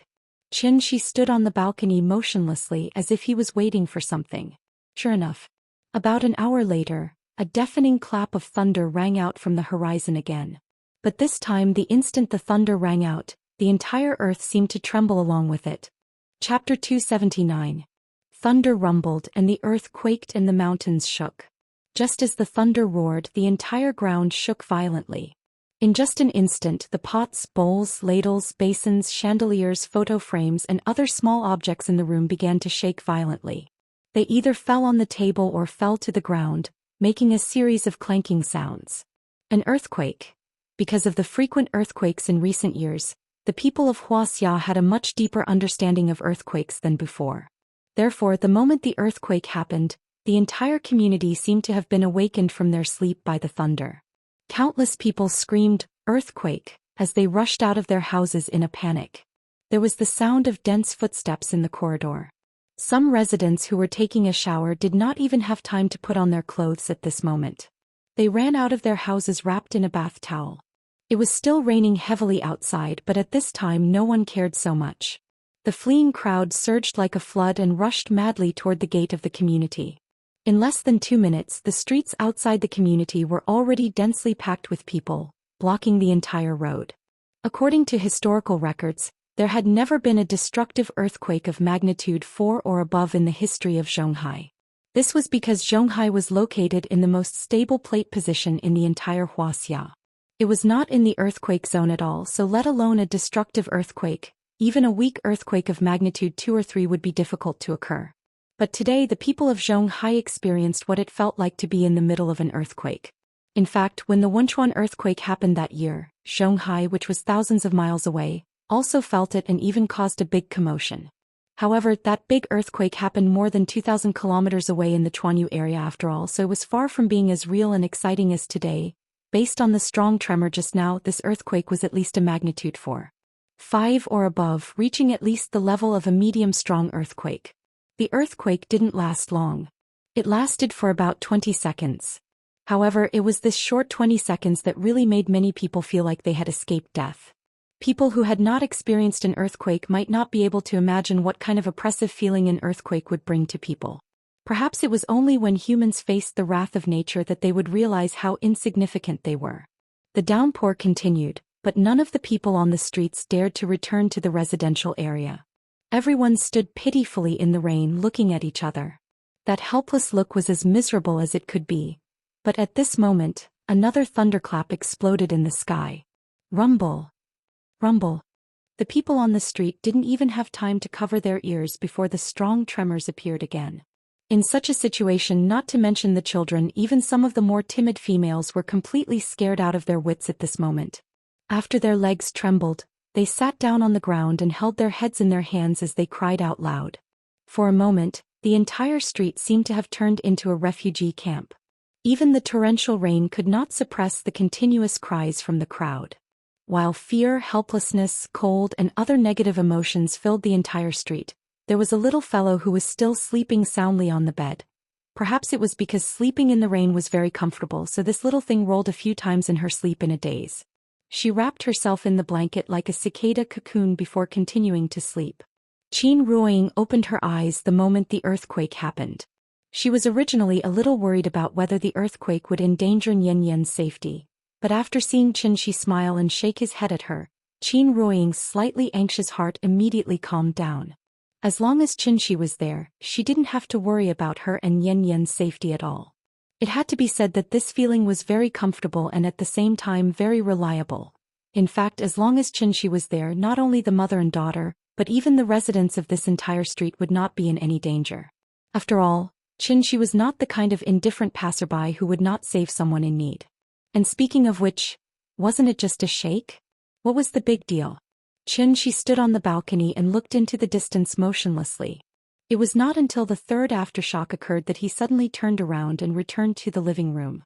After briefly explaining the situation to Qin Ruoying and indicating that she did not have to worry, Qin set up a series of restrictions in the room. Then he directly left the house. He wanted to see what was the difference between this sudden heaven and earth anomaly and the previous two. After all, Qin was not a weather satellite and he did not have the leisure to explore heaven and earth anomalies, so he had no idea how many heaven and earth anomalies had occurred on Earth. Take the 2 times that he knew, the first time was in the Taklamakan Desert and the second time was in the Xianxia Glacier. Both times heaven and earth anomalies appeared in the remote border areas. But this time the heaven and earth anomaly appeared in Zhonghai. In this international metropolis with a total population of as many as 25 million people. One had to know that although ordinary people did not know how to cultivate as the spirit of all things, humans still instinctively absorbed some heaven and earth spirit energy. Even if each person could only absorb a little with such a large population base, the heaven and earth spirit energy in Zhonghai would naturally become very sparse. In this regard, Zhonghai and Shangjing could not be compared at all. Although the total population of Shangjing was as many as 20 million, Shangjing was the imperial capital of 5 dynasties. The emperors of each dynasty liked to choose Shangjing as their capital. It was precisely because Shangjing itself was a paradise, located at the head of the dragon veins, so no matter how large the population of Shangjing was, Zhonghai still had such rich heaven and earth spirit energy. Therefore, if there was a heaven and earth anomaly in Shangjing, Qin would not be surprised at all. But the strange thing was that there was no heaven and earth anomaly in Shangjing. But in Zhonghai, a new city that had only been prosperous for 100 or 200 years, there was one. How could this not surprise Qin? As he flew, Qin pondered the question of why there would be a heaven and earth anomaly in Zhonghai. In fact, if you put aside the dragon veins, Zhonghai could really be considered a blessed land. Why? That was because, as a coastal city, Zhonghai rarely had natural disasters such as typhoons, earthquakes and tsunamis since ancient times. It was close to the river, the sea and the plains, far away from the earthquake zone, and there were multiple island chains in the outer sea to block tsunamis. Such a unique geographical advantage was extremely rare even in the world. Thinking about it carefully, other than the lack of the dragon veins and the sparse spirit energy, Zhonghai seemed to have no shortcomings.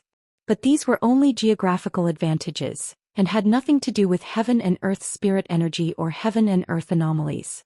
The more Qin thought about it, the more confused he became. But at this moment, a flash of inspiration flashed in his mind, And he suddenly thought of a very important question. 5 years ago, wasn't it also during this thunderstorm that he suddenly went from Earth to Heavenly Jade? Thunderstorm? Spirit energy recovery? Heaven and Earth anomaly? Heavenly Jade world? The moment this question popped up, Xianxi's figure suddenly stopped in mid-air. His entire body froze. For a long time. It was not until the sound of thunder sounded again that Xianxia seemed to be awakened from his sleep by a gong. He could not help but exclaim. Chapter 280. 5 years ago. Xianxia was just an ordinary person who couldn't be more ordinary. At that time he had dreams, was willing to work hard and could endure hardships. Although his life was a little shabby, he always thought that he was very happy and would be even happier in the future. Humans would always have hope for the future. Xianxia always believed in an old saying, knowledge can change fate. But what he didn't expect was that before he could wait for the day when knowledge could change fate, a rainstorm had already changed his fate in advance. If it wasn't for the sudden thunderstorm, what would he be like now? Xianxia didn't know. And no one could know. His fate was inexplicably changed just like that. Although the process was difficult, the ending seemed to be much better than before. After all, in the past he only knew how to code, but now he could fly and burrow into the ground. Therefore Xianxia was really a little curious. Why did this great gift bag of changing fate fall on his head? Although he didn't know if there was a spirit energy tide on that rainstorm 5 years ago. But based on the scale of today's tide, the spirit energy contained in it was actually far from enough to instantly teleport a person from Earth to the Heavenly Jade world. Therefore he could conclude that either the scale of the spirit energy tide 5 years ago was far greater than today, or there were still some unknown large-scale formations or magic treasures hidden in the super first-tier city of Zhonghai, and those formations and magic treasures were all intact legendary existences. In short, no matter what the reason was, the truth behind it was far from what he could pry into with his current strength. It hadn't been long since Xianxia returned to Earth. But in this short period of half a year he had already encountered a series of unimaginable things. And the question that puzzled him the most was, why was it that until today, except for an unknown divine general, he hadn't encountered anyone above the celestial being level? This didn't seem to make sense. Thinking of this, Xianxia couldn't help but make a bold guess in his heart. Perhaps Earth was originally a cultivation planet similar to the Heavenly Jade world? Until one day, due to some unknown reason, the Earth's spirit chi dried up, so the Earth was completely reduced to a Vipralopa planet? For immortal cultivators, the planet of the last days was like an uninhabitable desert. Therefore at this time, leaving Earth was obviously their only choice. The immortal cultivators on Earth had left, and the inheritances they left behind could not be cultivated at all because of the sparse spiritual energy. Therefore they were gradually reconstructed and simplified, turning into a series of inheritances like necromancers, warriors, onmyoji and so on. Xianxia stroked his chin, faintly feeling that his guess might be somewhat close to the truth. It was probably because of the existence of high-level immortal cultivators on Earth that the Xianxia Glacier had such a mysterious palace that could affect the flow of time. Xianxia had already tasted the benefits of the Great Hall. Now that he suddenly realized that there might also be something of the same level as the Great Hall in Zhonghai, Xianxia couldn't help but feel a little moved. The reason why he hadn't taken the initiative to search for them before was mainly because his soul had yet to recover from its injuries at that time. Without his divine sense he couldn't just wander around this huge city by relying on his eyes alone, could he? Today coincidentally the spirit chi tide had appeared again. Perhaps he could take this opportunity to find the thing that had sent him to heavenly spiral from the surging spirit chi of heaven and earth. Xianxia seriously pondered for a while in the sky. Then, as if he had made a decision, he directly flew towards the seaside. The reason why he wanted to go to the seaside was because the spirit chi on the seaside was much denser than in the city. It was obviously somewhat abnormal. Xianxia quickly arrived at the seaside. However, before he had time to see the situation on the sea clearly, the sound of waves rumbled into his ears one after another. At this moment the sky was already dark. Coupled with the dark clouds and torrential rain, there was not a single bit of light on the sea. Seeing this, Xianxia immediately lit up a ball of light and threw it out. Only then did he finally see the situation on the sea clearly. He saw that the waves, which were more than 10 meters tall, were raised high like a wall of water. Then they heavily slammed onto the shore. The waves came one after another, and the sound of waves crashing onto the shore came one after another. That majestic scene could be described as rapid waves rise to the sky, raging waves roll to the ground. The majestic sound was like thunder and the surging waves were like rolling snow. Fortunately, the torrential rain had driven away the tourists by the seaside. Otherwise, with the waves, which were more than 10 meters tall, coming wave after wave, who knew how many people would die on the spot? Looking at the situation, it seemed like there was a tsunami. However, from a scientific point of view, it was basically impossible for a tsunami to occur in Zhonghai. If there was a tsunami in Zhonghai, then the island country and the Gulf Coast in front of it would have become an underwater world by now. However, there was even an earthquake in Zhonghai today. What was so strange about a tsunami? Xianxia didn't stay at the seaside for too long. After briefly checking the situation along the coast, he directly flew towards the depths of the sea. The spirit chi of heaven and earth was getting denser and denser. Could it be? This time the heaven and earth phenomenon really appeared on the sea? Xianxia frowned and looked at the sea surface as he continued to fly forward. After flying for about another 2 minutes, he finally arrived at the place where the spirit energy was the most concentrated. This location was no longer in Wuxia, but in the international waters of the Pacific Ocean. If he continued to fly forward, it wouldn't take long for him to reach Japan's territory. It was worth noting that even though Xianxia had flown so far, he still hadn't flown out of the range of the thunderstorm. From this, it could be seen how huge the scale of this thunderstorm was. Xianxia lit up another light ball. After looking around the surrounding environment, he descended to a height of about 10 meters above the sea surface. The sea surface below was very calm, and the slightly rippling sea surface seemed to be silently telling him, "There's nothing here." However, Xianxia wasn't stupid. The coastal area had surging waves and raging waves crashing onto the shore, but here the sea was calm and the waves were vast. Wasn't this strange enough? After seeing the heaven and earth phenomenon in the Xianxia glacier, he was already mentally prepared. Although he didn't know why there was no spirit fog here in terms of the concentration of spirit energy, this place was not inferior to the Xianxia glacier at all. Therefore, Xianxia could conclude that the heaven and earth phenomenon would definitely appear here. After confirming that there was nothing strange at the bottom of the sea, Xianxia simply sat cross-legged on the sea surface, cultivating while silently waiting for the heaven and earth phenomenon to appear. After about an hour, he suddenly opened his eyes. There was finally movement on the sea surface. Xianxia placed the light ball not far above the sea surface. Through the light emitted by the light ball, he could clearly see that a whirlpool suddenly appeared on the sea surface. The whirlpool was very small at first, and it looked like the whirlpool caused by a swimming pool when water was released. Its diameter was only about 50 centimeters. However, as time passed, the whirlpool began to expand rapidly at a speed visible to the naked eye. About 5 minutes later. Chapter 281. On the vast ocean, a huge whirlpool suddenly appeared. Under the illumination of the light ball, one could clearly see that the center of the whirlpool was rippling with white waves. The waves were surging, roaring, and howling. From afar, the whirlpool looked like a giant funnel. The slanted inner wall formed a 45-degree angle with the horizon.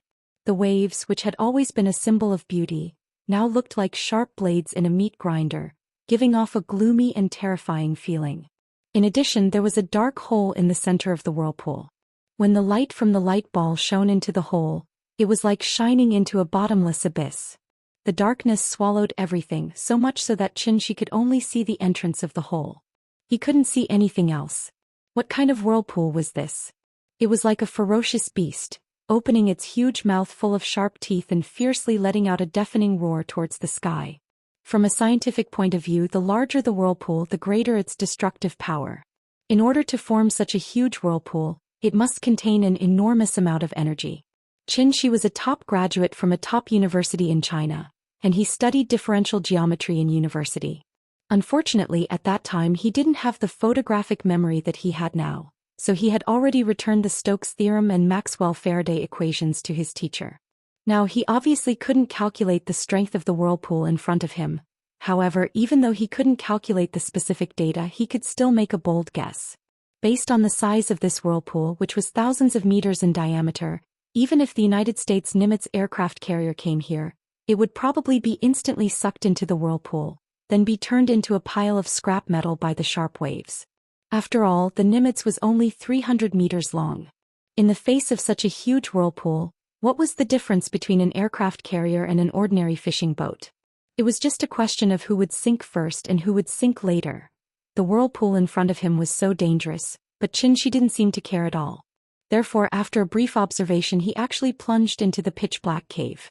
One had to know that the center of the vortex had a high flow rate and low pressure, while the edge had a high flow rate and high pressure. There would be a huge pressure difference between the two. Under the effect of the pressure, the vortex could swallow everything that could be swallowed. This principle was quite similar to that of a black hole. Therefore, after Xianxia flew into the center of the whirlpool, he immediately felt a huge pulling force coming from all directions. Although this power was strong enough to tear apart steel, to Xianxia, it was still too childish. Thus, after using his true essence to prop up a barrier, Xianxia sat in the center of the whirlpool and began to cultivate. The whirlpool spun rapidly like a black hole, constantly devouring the surrounding spiritual energy. Because of the appearance of the spirit chi tide today, the density of the spirit chi of heaven and earth was naturally countless times higher than before. In addition, the whirlpool was constantly devouring and compressing the surrounding spirit chi of heaven and earth. After the two overlapped, it actually caused the spirit chi of heaven and earth in the center of the whirlpool to directly condense from a gaseous state into a liquid state. Xianxia originally thought that with his soul formation stage cultivation he could absorb all the spirit chi of heaven and earth in less than 100 years. Now it seemed that this idea was indeed a bit too naive. It was simply a fool's dream. However, this was also good. At least he didn't have to hold back anymore and could finally go all out. Therefore, Xianxia, who was sitting cross-legged in the center of the whirlpool, seemed to have turned into a glutton. The whirlpool was responsible for gathering the nearby spirit chi of heaven and earth for him, and he only needed to madly devour it. Because the spirit liquid was too pure, every drop contained a huge amount of spirit chi of heaven and earth. Therefore, in less than half an hour, Xianxia actually successfully condensed a drop of blood essence. This was undoubtedly a great thing for him, who only had one drop of blood essence left. Previously, he had the soul crystal to nourish his divine soul. Now he had the spirit liquid to condense his blood essence. At the same time, he also found a temple where the flow of time was different from the outside world. Since the recovery of the spirit chi, good things had been happening one after another. Thinking of this, Xianxia couldn't help but smile. At this rate, he estimated that it wouldn't be long before he could return to the peak and take a step towards the insightful emptiness realm. Xianxia was happy for a while. He planned to take advantage of this once-in-a-lifetime opportunity to condense the third drop of blood essence in one go in preparation for his future cultivation. However, at this moment an accident suddenly occurred. The pulling force of the whirlpool suddenly weakened, and the speed of the water in the center also began to rapidly slow down. This also caused the whirlpool to become smaller and smaller, just like when it first appeared. In less than a few minutes, the huge whirlpool actually shrank back to its original size. Xianxia frowned and flew out of the sea. The spirit chi had not dissipated, but why did the whirlpool disappear? Xianxia looked around in confusion. At this moment, a rumbling sound of thunder suddenly came from the sky. Boom! Thunder again. However, unlike before, the thunder appeared together with lightning. A bolt of lightning struck down from the sky and directly hit the center of the whirlpool. Immediately after, a cyclone slowly rose from the sea. As the cyclone became thicker and thicker, it also rose higher and higher. After a while, a waterspout rose from the sea just like that. Like the legendary pillar that supported the sky, this waterspout that suddenly rose from the ground actually went straight to the sky and was tightly connected with the thunderclouds in the sky. Boom! Accompanied by the sound of thunder, another bolt of lightning struck down from the sky and directly hit the waterspout that had just risen. The sky suddenly brightened and countless snake-shaped lightning bolts shuttled back and forth in the waterspout. It looked particularly shocking. Xianxia finally understood. The whirlpool absorbed the spirit chi of heaven and earth. When the spirit chi accumulated to a certain extent, it would cause a waterspout. However, because he had swallowed most of the spirit chi, it took more than half an hour for the waterspout to condense and form. Well, it's better to wait and see what will happen today. Xianxia retreated a few hundred meters, temporarily distancing himself from the waterspout, ready to see what else would appear. However, at this moment, suddenly a rumbling sound came from the sky. It was not thunder but the sound of a plane. Xianxia looked up and saw a transport plane rushing out of the clouds in the distance. Then the transport plane flew straight towards the waterspout in the heavy rain. This kind of thunderstorm weather was not conducive to flying, and coupled with the strong airflow near the waterspout, the transport plane did not dare to approach at all. Therefore, the transport plane glided in the air for a while before opening the cargo door, dropping something and turning around to leave. Xianxia looked carefully and found that the small black dot dropped by the transport plane from a height of thousands of meters was not cargo at all, but a Chapter 282. A person. Just like an airdrop, he was directly dropped from the sky by a transport plane. With the help of a flash of lightning, Xianxia could clearly see that the person was only wearing a black combat suit. He didn't wear a parachute or a flight suit. After being dropped by the transport plane, the person spread out his hands and did a free fall in the sky. The height of the cumulonimbus cloud was generally between 600 and 2,000 meters. Tonight's thunderclouds gave people a strong sense of oppression, so it could be speculated that the height of the clouds tonight should be about 1,000 meters. 1,000 meters was actually not that high. It would take less than 15 seconds for an object to fall from a height of 1,000 meters. It was a short time, but the falling speed was very fast. When an object fell from a high altitude, due to the acceleration of gravity, the falling speed would become faster and faster. In contrast, the object would be subjected to greater and greater air resistance. When the air resistance reached a certain level, the air resistance would balance with gravity, causing the object to begin to move at a uniform speed. This speed was also called the ultimate speed or the finishing speed. Assuming that this person weighed 60 kilograms, then through the formula V equals, this person's ultimate speed would be 617 kilometers per hour. Falling into the sea at such a speed was no different from falling on a steel plate. With a smack sound, the person would probably be like a cake falling to the ground, instantly turning into a pool of paste. Of course, the above was only a hypothesis from a scientific point of view. Obviously, this outsider in front of him could not be judged by common sense. Sure enough, when the person fell into the sea after the huge impact was offset by the seawater, he immediately got out of the sea as if nothing had happened. Then he stepped on the stormy waves and went straight in the direction of Xianxia. He was indeed running. In ancient times, there was a dharma crossing the river with a reed, but this person did not even use a reed. He just stepped on the waves and ran directly. This directly showed that he had broken through the limits of the human body and stood at the peak of martial arts. And this was the so-called celestial. Xianxia floated in the air more than 10 meters above the sea and quietly watched the person running towards him. It was a man who looked about 30 years old. Although he was wearing a combat suit, he did not have any badge to prove his identity. This was not Wuxia's territory but a public area in the world. According to the United Nations Convention on the Law of the Sea, any country had the right to interrogate and search stateless people and ships on the high seas. Therefore, this kind of behavior that did not even reveal his identity was actually very eye-catching. However, looking at his face, this man should be Wuxia's person. The man ran wildly on the waves and soon came not far below Xianxia. With the light ball around Xianxia, the man saw Xianxia's appearance. Immediately after that, he could not help but show a smile on his face and shouted excitedly, "Mr. Qian, I didn't expect it's you." His voice was so loud that even the sound of the stormy waves was drowned out. But what made him feel strange was that Xianxia did not immediately respond after hearing his words. Instead, he stretched out his hand and pointed to the sea in the distance. Seeing this, the man immediately turned his head and looked in the direction Xianxia pointed with some doubts. Perhaps because the sky was too dark and his vision was limited, the man looked for a while and did not find anything strange.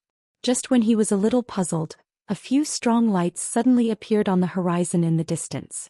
It was the light beam emitted by the military hernia searchlight. The rated power of 15 million watts also made the range of this searchlight reach up to 2,000 meters. It was also a necessary device for ships cruising at sea. As the searchlight's light became brighter and brighter, the man finally saw the appearance of the ship.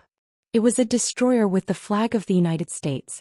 Looking at the aggressive posture, it should be the American Army stationed in Okinawa. The rain poured down and the thunder rumbled in the sky.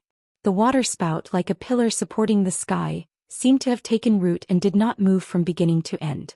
After the destroyer shone its searchlight on the waterspout from a distance, it immediately anchored 2 kilometers away. It seemed that it did not dare to get closer. However, although the destroyer did not dare to get closer, It still released a patrol boat. Afterward, the boat rushed straight in the direction of the waterspout with an unstoppable momentum. The sea today was not calm. There were whirlpools and waterspouts, and the waves were at least 3 or 4 meters high. But for some reason, even if the boat was about to be lifted up by the waves, it was able to fall back to the water safely in the end, and then continue to move forward. The waterspout rotated at high speed like a giant dragon, constantly sucking the seawater from the sea to the sky. In the face of such a huge suction force, not to mention the boat, even the destroyer would be sent to the sky in an instant after approaching. It was unknown who the helmsman of this boat was, but the control of the boat and the judgment of the distance were extremely accurate. Therefore, under the delicate control of the helmsman, the moment the boat was about to enter the edge of the waterspout, it suddenly turned the bow, and then began to circle around the waterspout in a very extreme way. This was already the last safe distance. If the boat was a little closer to the waterspout, it was possible that it would be directly sucked into the turbulence of the waterspout and then sent to the sky. The boat maintained the last safe distance and then began to circle around the waterspout. Perhaps it was because the light ball around Xianxia was too eye-catching. The people on the boat immediately noticed him. Then a deep voice came from the small boat. "Ah, I didn't expect Mr. Qian to be here. What a coincidence. Yinyang Liao's deputy Yinyang assistant Ijiro Sai greets you, sir." It was the original recipe and the familiar smell. Ever since the last time he drove away Shintaro Abe, Xianxia had not encountered anyone from Yinyang Liao. He did not expect to see them again today in the vast Pacific Ocean. And listening to his self-introduction, this Ijiro Sai too, who had not yet appeared in front of him, seemed to be a level higher than Shintaro Abe. Xianxia floated in the air, quietly watching the various forces come one after another. After looking down at the small boat that was quickly approaching him, he looked up at the destroyer in the distance with the U.S. military flag flying over it. Even the United States was here. Looking at the star-spangled flag hanging high on the mast of the destroyer, Xianxia suddenly had a seemingly irrelevant question in his mind. Since Wuxia had martial artists, Yinyang masters in Japan, Brahmins in India, and even tame headmasters in Southeast Asia. Chapter 283.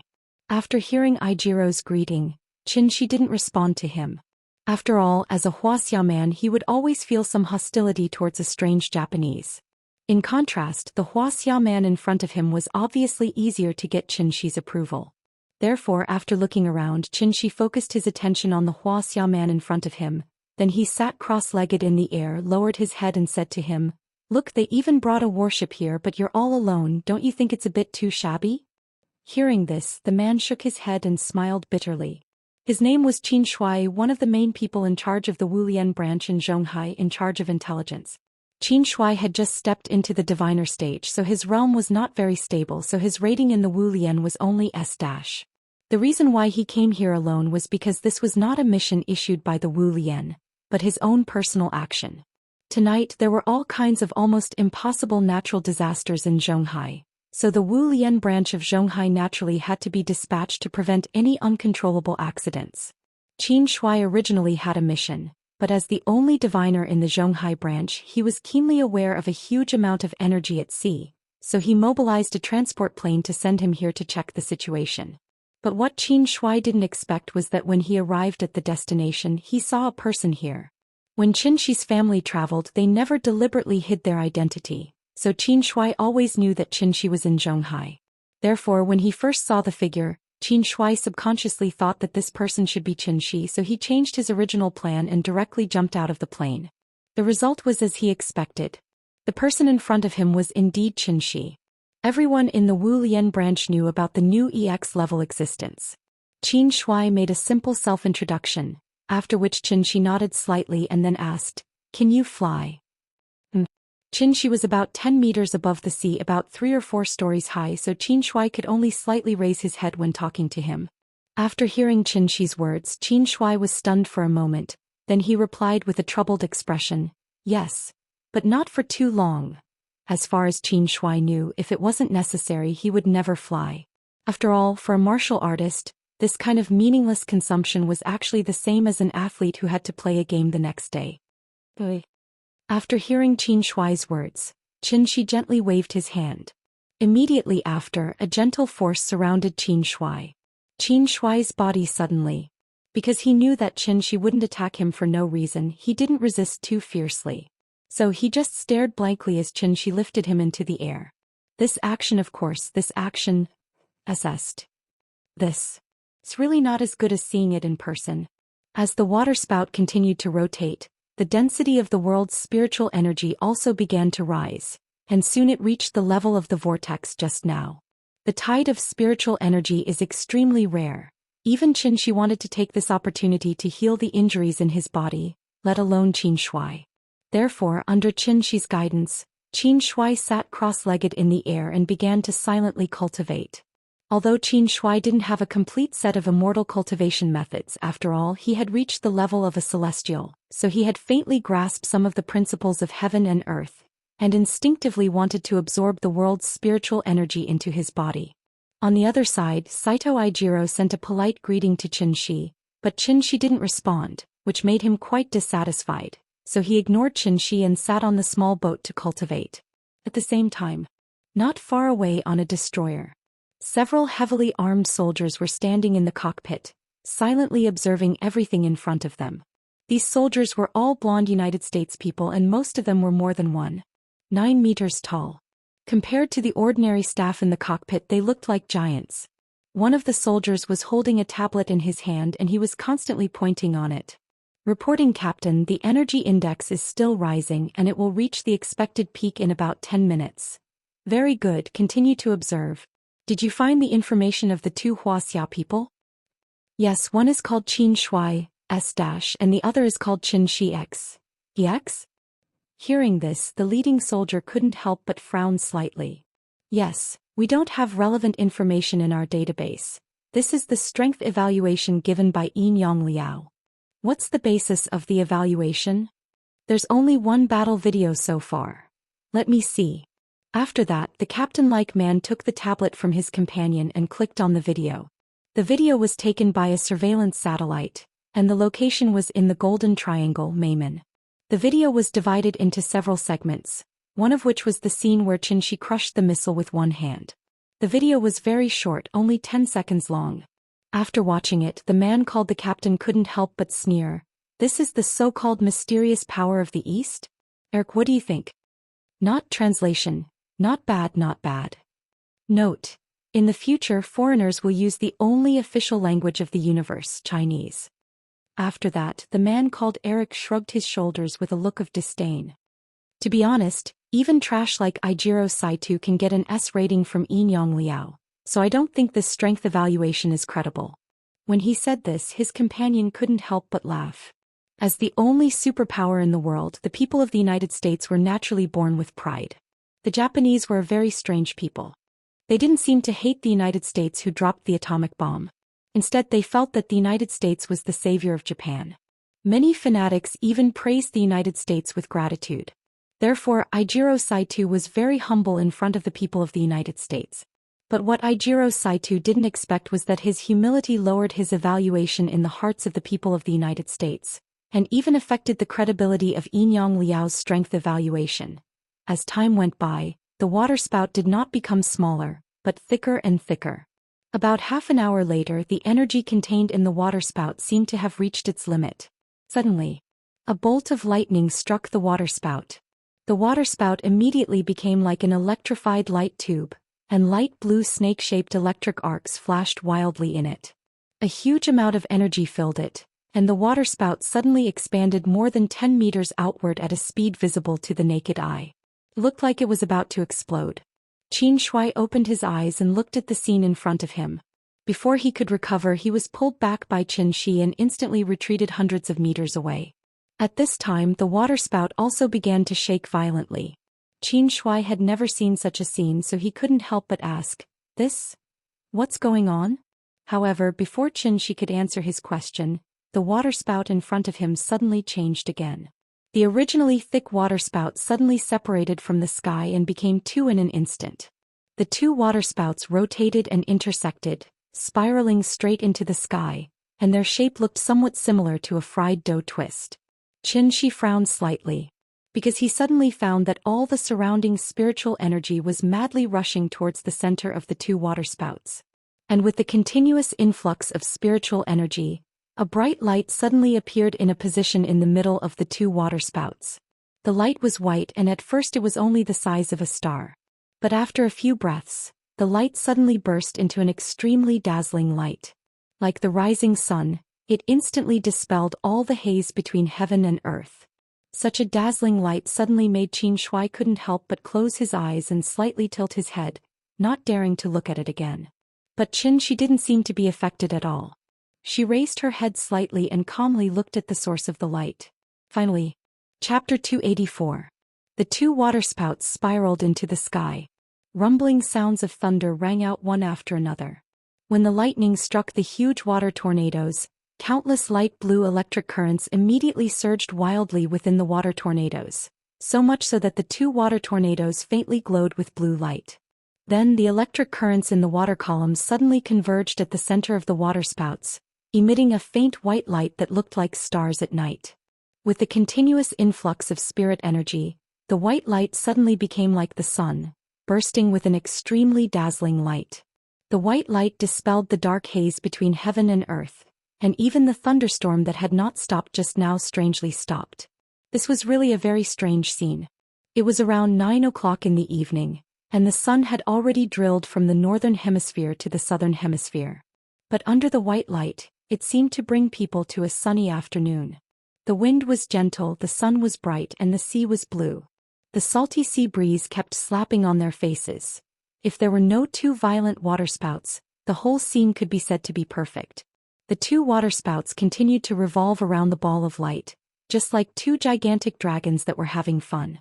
Flood dragons going to the sea. Two dragons playing with a pearl. After she pulled Xianxia back a few hundred meters, he looked up at the strong light. But after a mere 10 seconds he suddenly realized that a black shadow suddenly appeared in the strong light. This familiar scene immediately made Xianxia frown deeply. But in an instant many thoughts flashed through his mind. Spirit energy exhaustion, strange phenomenon of heaven and earth, spirit energy recovery, heaven opening.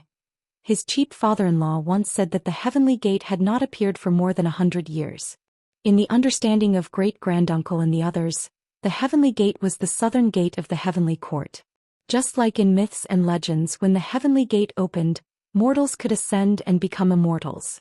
Xianxia originally thought that with the spirit energy situation on Earth, it was absolutely impossible to breed high-level immortal cultivators, so he had never taken the heavenly gate issue to heart. In Xianxia's understanding, the Elysium was just a legend on Earth. But combined with the recent series of events, he had finally figured it out. Even though there were no immortal cultivators on Earth now, it didn't mean that there weren't any in the past. They just left. He went to a place called the Heavenly Gate by later generations. Weren't those old fogies in the village dreaming of the day when the gate of heaven would open again and take them to the celestial world? The Heavenly Gate should be a large-scale teleportation array. Xian Yu's spirit was the coordinates of the array that connected the two realms. As for the so-called immortal realm, it was probably a cultivation holy land similar to the heavenly jade domain. Because the spiritual energy on Earth was too sparse, the only way to maintain the connection between the two realms was to sacrifice Xian Yu's soul. As for that immortal general who had been killed, Xianxia thought that he was a helper that those old B** stars had found from somewhere. Come to think of it, divine generals, weren't they the immortal cultivators who left Earth? Otherwise, with the current cultivation conditions on Earth, the celestial being was already the limit. How could a divine general comparable to Yuanying be born? In the blink of an eye, Xianxia sorted out the conjectures in his mind. Because he left Earth, when he returned he never thought that his home planet was actually a cultivation holy land similar to the heavenly jade domain. At this moment, Xianxia's heart was filled with mixed feelings, and an indescribable feeling suddenly gushed out. One had to know that his current state of mind was completely different from when he first returned. Because he had Nian and at the same time he had found Ying. They were a happy family. Xianxia had always been someone who cared about his wife and children. As long as the people he cared about were by his side, everything else did not matter. With the cultivation conditions on Earth, he might not be able to take another step toward the soul formation stage in this lifetime. However, Xianxia did not feel regret. Instead, he was optimistic that as long as Ying could cultivate to Yuanying, he would be very satisfied. Xianxia even thought that if Ying really could not cultivate to Yuanying, he could reluctantly accept the golden core stage. After all, 500 years was not a long time. A family could live happily together for 500 years. What kind of concept was that? Furthermore, even if he really could not accept the terrible ending of Yingying leaving first and dying alone, he could at least try to bring Yingying and Yanyan back to the heavenly jade domain and find a way to prolong their lives, right? The future was still early and it was more important to live well in the present. Therefore, before Yanyan became an adult, Xianxia would not consider what the future would be like. However, what Xianxia did not expect was that reality was completely different from what he had imagined. Originally, he just wanted to retire and take care of his children on Earth, but he did not expect Earth to be a cultivation holy land comparable to the heavenly jade domain. At least it used to be. This made Xianxia feel that it was very unreal. Could it be his peaceful and happy life was going to be broken? And the reason why Xianxia had such a feeling was that he knew how cruel the world of immortal cultivators was. Immortal cultivators were supposed to compete with the heavens and with people. Although there would always be people who naively thought that immortal cultivators could actually join hands and advance together side by side. However, they neglected the most important problem. And that was, cultivation resources were limited. Although spirit chi could be continuously regenerated and heavenly treasures could be regenerated indefinitely, the problem was, the lifespan of immortal cultivators was also limited. How to obtain more cultivation resources within their limited lifespan to continuously improve their realm was the problem that every immortal cultivator had to face. Natural selection, survival of the fittest. If one could not obtain more resources to improve themselves, then they were destined to be eliminated. What was the result of being eliminated? There was only one result, and that was death. This was the real world of immortal cultivators. Compared to the other divine lords in the heavenly jade domain, Xianxia's temperament was indeed much gentler, but he was not a person who liked to avoid problems. Since the problem had already appeared, then there was only one question left in his heart. Divine General. What level was he in the heavenly gate? The grudge had already been formed. If the other party did not pursue the matter, then Xianxia could also pretend that this matter did not happen. But if the other party wanted to pursue the matter, thinking of this, Xianxia could not help but ignite a burning desire to fight in his heart. In the past he did not care about his life, and even if it was a narrow escape he would still cross the void. But today was different from the past. As a man, every time he swung his sword, it was no longer for himself, but for his wife and children behind him. If he were to fall as well, what would happen to Yingying and Yanyan? Xianxia's mind was full of thoughts. At this time the black figure finally walked out of the strong light. But what made Xianxia a little surprised was Chapter 285. Two dragons playing with a pearl. The heavens opened a gate. Xianxia originally wanted to pick up some scraps from this heavenly vision. If he could find another strange existence like the Temple of Time, it would be a very happy thing for him. But it was a pity, he didn't find anything good. Instead he witnessed the entire process of the Gate of Heaven. With the opening of the Gate of Heaven, three figures also walked out of the strong light one after another. Walking in front was a man wearing a blue brocade robe and a belt around his waist. He was about 30 years old. After walking out of the strong light, the man in blue took a few steps in the air, then slightly turned his body to look at the strong light, as if waiting for his companions. Then another man walked out of the strong light. That person was wearing a white straight crane cloak. Coupled with the otherworldly temperament on his body, it could be said that he was a stranger like jade, unparalleled in the world. The man in white's temperament was so outstanding, but the third figure following behind him was not inferior in the slightest. Moreover, it was a woman. The woman was very thin with prominent cheekbones. She was wearing a water blue fairy dress and had a cinnabar dot between her eyebrows. She looked a bit like Mansion in The Promise. If one had to use a word to describe her, it could only be Kufu. This kind of face was indeed very unlikable, but if coupled with the cold and otherworldly temperament on her body, it brought a different kind of beauty. Two men and one woman. They were all dressed very strangely. At least in the eyes of modern people in the 21st century, they were simply like ancient characters who walked out of an ink painting. The three seemed to be led by the woman who appeared last. After the woman appeared, she arrogantly scanned the surroundings. When she saw Xianxia dragging Qin Shuai and flying in the air more than 10 meters above the sea, the corners of her mouth couldn't help but raise a slightly contemptuous smile. However, after briefly sizing up Xianxia and Xianxia, the woman quickly withdrew her gaze and then took out something similar to a magic weapon from her arms. That thing was spherical, about the size of a palm, and had a metallic texture. There were many strange symbols engraved on the spherical surface. After the woman took out the small ball, a faint fluorescent light emerged from her palm. Then the small ball floated up strangely. At this moment, the woman said to the two companions beside her, "There's a problem. The spiritual chi is much less than I thought. Based on the current situation, we only have the time for an incense stick to burn at most."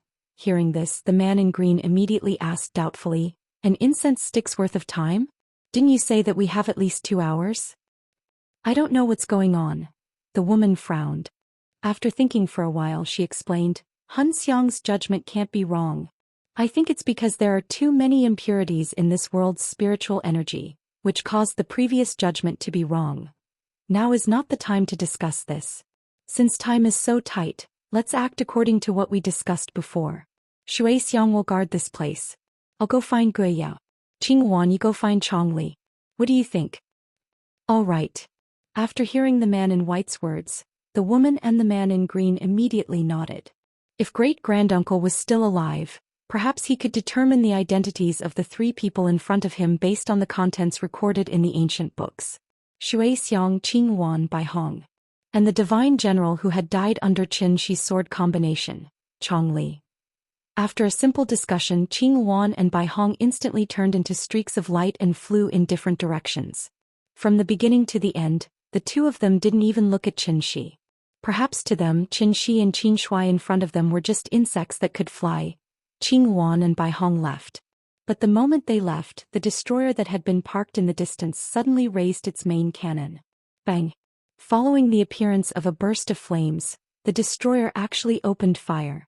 And the position the cannon was aiming at was the strong light in the middle of the 2 waterspouts.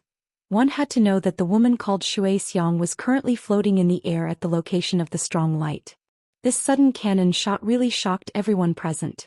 Sitting on the boat, Ijiro Saito stared in the direction of the destroyer in a daze. When he saw the cannonball smashing toward the position of the strong light at 3 times the speed of sound, Ijiro Saito's face suddenly showed a shocked and angry expression. He couldn't help but yell in the direction of the destroyer, "Baka!" With the continuous development of modern technology, the status of naval cannons had long been replaced by missiles. Therefore, naval cannons were generally only used in close-range defensive battles or warning shots. This cannon shot was a warning issued by the U.S. Army. It was a warning to the 3 people who suddenly appeared from the strong light not to act rashly and obediently accept their interrogation. The firing rate of naval cannons was as high as 1,000 meters per second. Therefore, in less than 2 seconds, the cannonball had already hit the woman's position. The woman was stunned for a moment, as if she didn't expect the insects in front of her to dare to attack her. Because she was too angry, a hint of red flashed across the woman's face. Then she waved her sleeves fiercely, frowned and widened her eyes. She shouted in the direction of the destroyer, "You're asking for it." As the woman waved her sleeves, she grabbed with her slender hand and a huge burst of energy suddenly burst out. The cannonball that had already flown in front of her suddenly stopped in the air as if it had hit a wall of air. Then the 2 waterspouts seemed to have come alive. They fiercely poked their heads down from the sky and pointed at the destroyer in the shape of a bow. From afar, how were these waterspouts? They were simply 2 flood dragons that were ready to pounce. As the woman pointed from afar, 2 waterspouts immediately shot forth, spiraling toward the destroyer viciously. Flood dragons emerge from the sea, swallowing thousands of miles of mountains and rivers. In the face of this monstrous wave, what was the difference between the destroyer and a wooden boat? Boom! With the rumbling sound of the waves, the overwhelming wave instantly slammed the destroyer to the bottom of the sea. When everything returned to silence, there was nothing left on the vast ocean. Chapter 286. There was an old saying in Wuxia: the police of the Pacific Ocean were very strict. The people of the United States had always been arrogant and self-proclaimed to be the world's overlords. They would go to other people's territory in the name of maintaining world peace. Naturally, many countries were angry but didn't dare to say anything. It just so happened that the heavenly vision appeared in the high seas not far from Okinawa, so the people of the United States naturally came to join in the fun. But what these people of the United States would never have thought was that they kicked a steel plate this time. The woman was called Zhou Xian by her companions, and with her skill just now, Xianxia also guessed that her cultivation method should be inclined to the water attribute. Therefore, the endless Pacific Ocean in front of him was obviously her home ground. Provoking others in their home ground, and the other party was a celestial being. What was the difference between such behavior and the kamikaze squad of Japan? Xianxia silently played the role of a spectator. In fact, since these three people appeared, he had been seriously thinking about a problem. That was, should he make the first move to gain the upper hand? Perhaps because they were bold, the three of them didn't set up any soundproof restrictions when they were discussing things just now. Therefore, the conversation between the three of them was also passed to Xianxia's ears. Dayo, Tongli. Although he didn't know what these two terms meant, it could be speculated that one of them should refer to the divine general who had died under his sword. The three of them obviously didn't know that the divine general was dead, so they only mentioned looking for him, not revenge. In that case, then, should he take advantage of the opportunity when they were acting separately and kill the three of them one by one? Or should he keep his composure and pretend that nothing had happened?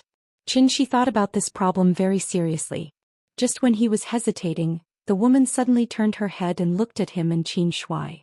At this moment, within a radius of 10 miles, except for Saito Ijiro on the boat, only Xianxia and Xianxia were left. Xianxia was just a warrior who had just stepped into the celestial realm, so the woman didn't take him seriously at all. As for Xianxia on the side, because she couldn't detect any fluctuation of spirit energy from Xianxia, she only thought of Xianxia as Xianxia's follower. The woman's temper was not very good to begin with, and after being provoked by a group of ants, she was even more furious. Thus, when she saw the small boat below, she couldn't help but wave her sleeves again. Immediately after, a huge wave rose from the sea below and smashed directly in the direction of the small boat. Seeing this, Ijiro Saito didn't even care about the boat. He jumped into the sea and then ran wildly on the water. The wind is tight, retreat. The woman had only casually raised a huge wave, and it was enough to frighten this Yinyang Liao executive, who scrambled away like a dog. Fortunately, the woman didn't seem to want to argue with these ants in front of her, so when she saw Ijiro running away, she turned her eyes back to Xianxia and Xianxia. This was the third time she had set her eyes on the two of them. Therefore, the moment she looked at Xianxia, he felt as if he had fallen into an ice cave, and all the hair on his body stood on end. Seeing this, Xianxia could only tilt his head slightly and whisper to Xianxia, "Mr. Qin, how about, let's go?" Although Xianxia didn't know what level of strength the woman in front of him had reached, he knew very well. This woman was definitely not someone he could mess with, so he subconsciously wanted to leave here. Xianxia proposed his idea, but Xianxia didn't seem to hear him. Instead, he turned his head and looked in the direction of the destroyer with interest. At the same time, the woman in the air seemed to have noticed something, so she quickly turned her head and saw 2 missiles suddenly shot out of the sea. The missiles broke through the surface of the sea, and after flying to a certain height, they suddenly turned the warhead and blasted directly in the direction of the woman. At the same time as the missiles were fired, several figures suddenly emerged from the bottom of the sea. It was the group of United States soldiers. But what was strange was that these soldiers were all wearing a set of metal armor-like equipment at the moment, so from a distance they looked like a group of robot soldiers. This should be the exoskeleton armor secretly developed by the United States. I didn't expect this technology to be mature enough to be used in actual combat. Xianxia's reaction was also extremely fast. After seeing the appearance of this group of robot soldiers, he quickly explained to Xianxia. Mechanical exoskeleton armor. This was a project that the United States had been deeply researching and developing in recent years. The purpose was to allow ordinary soldiers to have extraordinary combat capabilities. Xianxia's eyesight was much better than Xianxia's, so he saw it very clearly. The shape of these exoskeleton armors was somewhat similar to the mass-produced version of Iron Man 2. The United States had only been founded for more than 200 years, so naturally, they didn't have as deep a cultural heritage as Wuxia. Although they didn't have martial artists or necromancers, they could make ordinary soldiers have the strength to fight with martial artists through research and technology. And once the research and development was successful, it meant mass production. Because of the root aptitude and other reasons, ordinary people may not be able to reach transforming strength in their lifetime. But as long as they wore the exoskeleton armor, Even ordinary people could instantly have the powerful strength of a transforming strength warrior. It was conceivable that an army composed entirely of transforming strength warriors would be so formidable. This was the fundamental reason why the United States were so domineering. Because Zhou Xian directly smashed the destroyer, it was obvious that she and the United States were in a situation where one of them had to die. Looking at the dense rocket barrage constantly bombarding Zhou Xian, Qin Shui was so shocked that he couldn't close his mouth. Even Qin Shi couldn't help but think of a joke at this moment that made him feel a little bit awkward. Iron Man versus the ancient cultivators? Boom. Boom. Boom. After 2 missiles, countless shoulder-fired rockets bombarded the woman in midair one after another. Like fireworks during the New Year, the rockets continued to explode one after another. In an instant, the thick smoke produced by the explosion filled the entire sky. The United States were rich, so they were never stingy with ammunition. Therefore, after a full round of bombardment, the leading soldier finally raised his right hand, clenched his fist and made a gesture to stop the attack. But the moment they stopped the bombardment, a scream full of anger suddenly resounded throughout the sky. Chapter 287. With Zhou Xiang's angry rebuke, a strong wind blew on the surface of the sea. The sea wind howled and the waves roared. Since the sun set, the vast Pacific Ocean seemed to have never been calm. In just a few breaths, the strong wind swept away the billowing smoke caused by the explosion. Then Zhou Xiang's figure slowly emerged from the thick smoke. Although she was bombarded by the United States, there was no sign of injury on her body, as if she was not here at all. In fact, Zhou Xiang's appearance was beautiful, but she always faintly gave people a feeling of acrimony and being unapproachable. In the words of the aunt in the park who arranged a blind date for her son, it was, "This girl's face was not good, she would jinx her husband, marrying her home would shorten his lifespan." As for whether Zhou Xiang jinxed her husband or not, obviously no one knew the answer to this question. However, Qin Shi and Qin Shui, who were onlookers, knew very well that the group of United States people in front of them were all going to become short-lived ghosts. Zhou Xiang floated in the air expressionlessly. Her face, which looked a little rosy just now, became a little pale at the moment. She looked like a sick patient in the hospital. Of course she was not sick. If Qing Wan and Bai Hong were still here, they would immediately dodge to the side and carefully keep a safe distance from her. After all, a woman was very scary when she went crazy. Because of the existence of the protective shield, this level of bombardment was actually no different from scratching an itch for Zhou Xiang. And the reason why she was so angry was entirely because she didn't expect that these damn ants would dare to provoke her again and again. She felt as if a mangy dog was barking around her, and from time to time, it would pounce on her and bite her.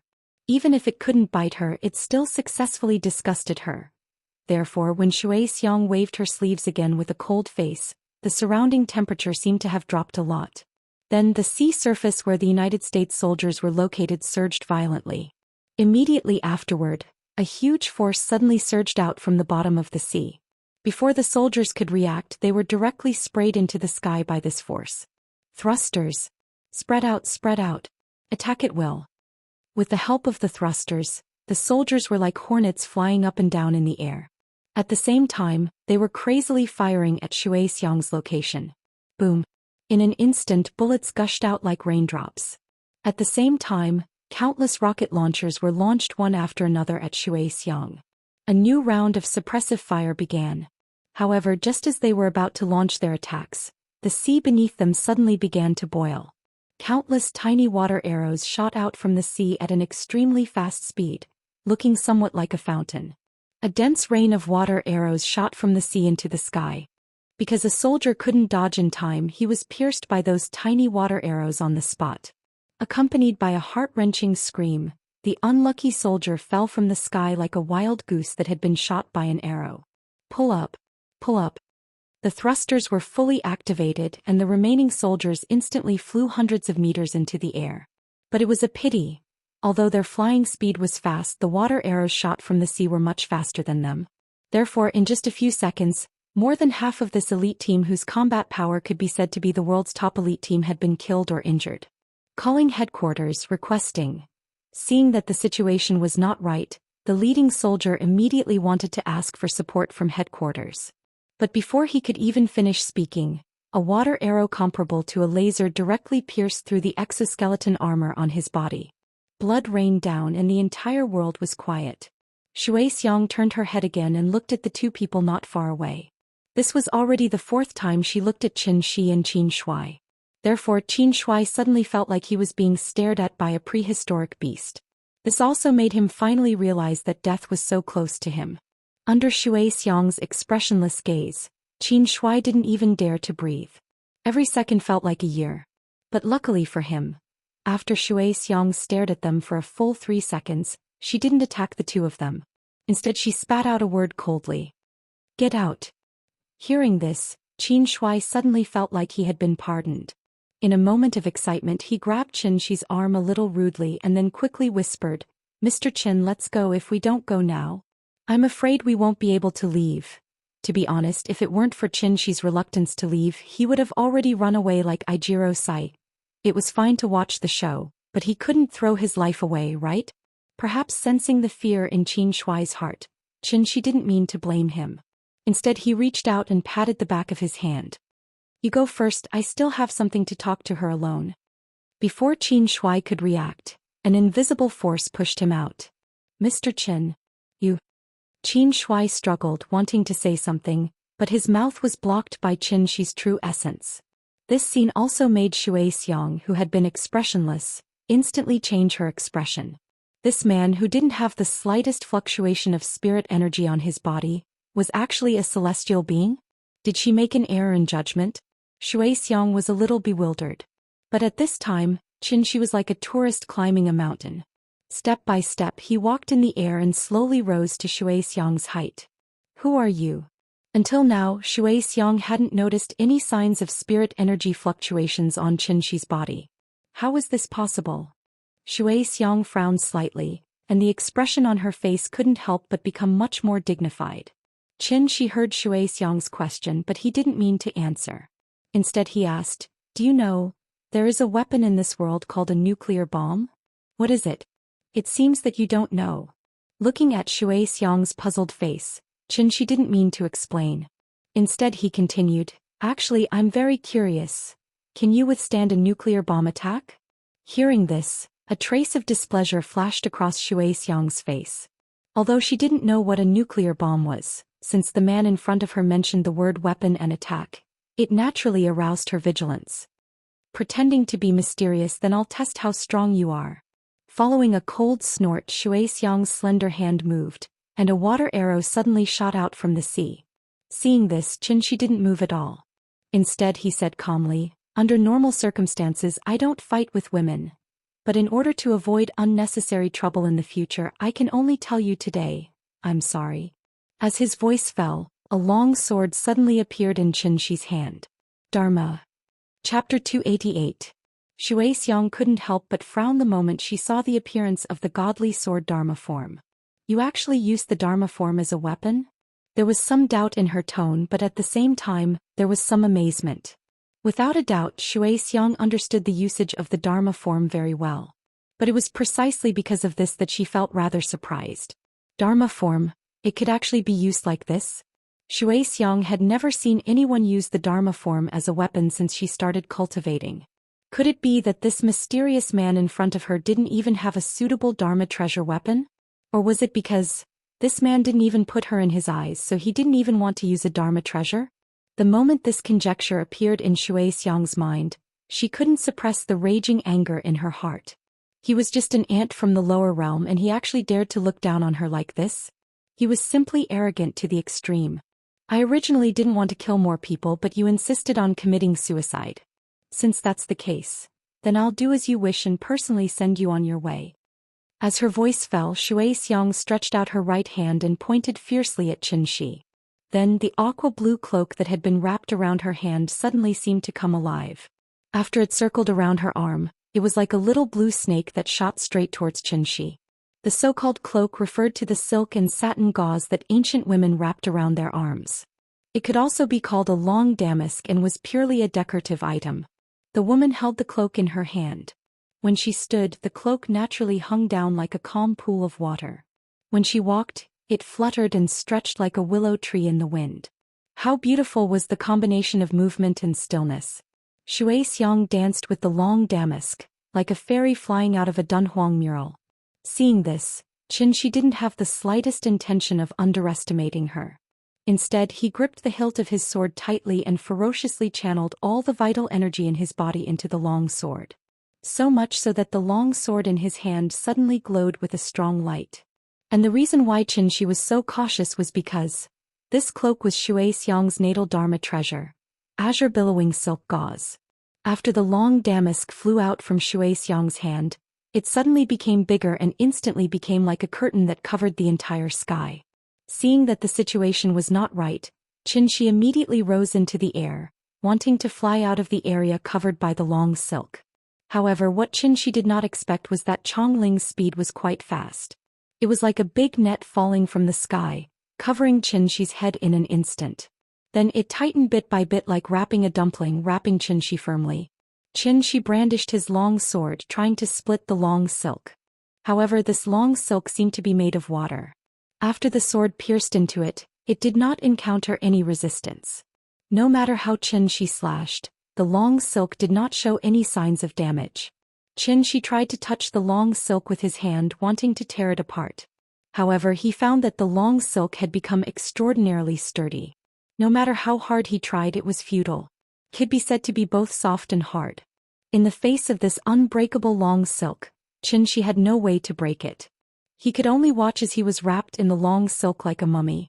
Looking at how the azure billowing silk gauze tied up Xianxia so easily, Shui Xiang could not help but laugh contemptuously. You only have this little ability? She thought that this man might have some ability. She did not expect that he was just a guy who was strong in appearance but weak in reality. It may be more than that. Even though he was tied up like a dumpling, Xianxia's face still did not show any expression of panic. Instead, he calmly replied to her. You don't know life from death. Shui Xiang glanced at him and then waved her arm. An icicle suddenly appeared not far from Xianxia's forehead. Looking at that posture, Shui Xiang probably wanted to use the icicle to cut open his head. However, at this critical juncture, Xianxia did not seem to be anxious at all. Instead, he suddenly smiled and said, Let me give you a piece of advice. When you are fighting with others, don't let your guard down, especially behind you. Hearing this, Shui Xiang could not help but frown and quickly turned to look behind her. At this time, she found that the divine sword Dharma idol was not far behind her when she did not know when. The divine sword was slightly blooming with a strange light, but Shui Xiang could not detect any signs of spiritual energy fluctuations on this sword at all. Until, when the divine sword Dharma idol suddenly flew toward her, Shui Xiang finally realized that it contained a huge amount of spiritual energy. You shameless. A lion would use all its strength to hunt a rabbit. Even if the opponent was a woman, even if the method used was despised, Xianxia still chose to take her down in a way that was close to a sneak attack. In fact, when Shui Xiang was fighting with the group of United States guys just now, Xianxia had quietly set up a large aura concealing array and used it to show weakness to the enemy in order to catch them off guard. Shui Xiang was indeed tricked. Perhaps she did not even think that this man, in addition to being far more powerful than her, would actually use a sneak attack method. When the aura concealing array could not hide the spiritual energy fluctuations contained in the divine sword Dharma idol, Shui Xiang finally realized how terrifying this man in front of her was. Setting the universe as the god, the Qianquan sword finger. Man and earth worship heaven for the heavenly sword. The three famous swords, heavenly sword. The first move was a killing move. Shui Xiang's reaction was also very fast. With a wave of her arm, the long silk immediately flew out from Xianxia's body. The spiritual energy fluctuations on the divine sword Dharma idol gave her a lot of pressure. Shui Xiang did not think that she could steadily take this sword with just the protective aura, so she quickly recalled the long silk. But it was a pity. Xianxia obviously would not give her this opportunity. Therefore, with a thought, the divine sword Dharma idol suddenly cut through the sky like a bolt of lightning and instantly came in front of Shui Xiang. The sword was 3 feet long. A green rainbow pierced the sky. Under Xianxia's killing move that had been accumulating power for a long time, Shui Xiang did not even have time to react. The divine sword Dharma idol directly broke through the protective aura and directly pierced through her slender body. At this time, the long silk that came late finally returned to Shui Xiang's hands. Shui Xiang lowered her head and stared blankly at her abdomen. This sword, it directly pierced through her body and at the same time, shattered her middle dantian. However, after all, she was in existence above the heavens. Although the injury was very serious, as long as it was treated in time, there was still a chance for recovery. But, would Xianxia give her this chance? Shui Xiang instinctively wanted to escape. But when she felt the surging spiritual energy fluctuations behind her, Shui Xiang made a completely different choice from Chongli's. As a result, Shui Xiang suddenly let out a shrill and high-pitched scream. Immediately after, the long silk on her arms suddenly danced and then wrapped around her body again and again. At the same time, the spiritual energy in Shui Xiang's body also began to fluctuate violently. And as the spiritual energy in her body continued to flow out, the surrounding temperature also suddenly dropped. After the long silk had completely wrapped Shui Xiang, her body began to freeze. Just like in the movie The Day After Tomorrow, the extremely cold aura that flowed out from Shui Xiang's body almost instantly froze the sea. Then a huge ice block appeared in front of Xianxia. This woman. Chapter 289. The spirit qi that overflowed from Shui Xiang's body seemed to have a strange magical power. Under the influence of the spirit qi, the blue and magnificent sea began to gradually freeze at a speed visible to the naked eye. Therefore, in a short while, the sea that Xianxia could see had all turned into polar glaciers. Perhaps it was because the temperature had dropped too much. When the extremely cold aura spread out with Shui Xiang as the center, even the waves of the sea maintained their original shape, as if they had become Tianshan snow lotuses of all shapes and sizes. Facing such a strange scene, even Xianxia could not help but be amazed. Shui Xiang turned into a lump of ice and floated in the air. After the ocean below was frozen, the ice that sealed Shui Xiang also fell heavily from the sky. Bang! The huge ice hit the ice and immediately splashed a lot of ice chips. At the same time, countless spiderweb-like cracks appeared on the ice. Seeing this, Xianxia could not help but frown slightly. Immediately after, he raised the long sword in his hand and slashed at the ice in the air.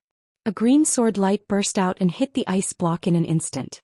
But what surprised Xianxia was that this sword did not leave any trace on the ice. In fact, there wasn't even a single scratch on his skin. How could this be an ice cube? It was like the vibranium shield in the hands of Captain America. It was a super hard metal that only existed in science fiction movies. No wonder Shui Xiang did not choose to escape after being injured, but chose to freeze herself.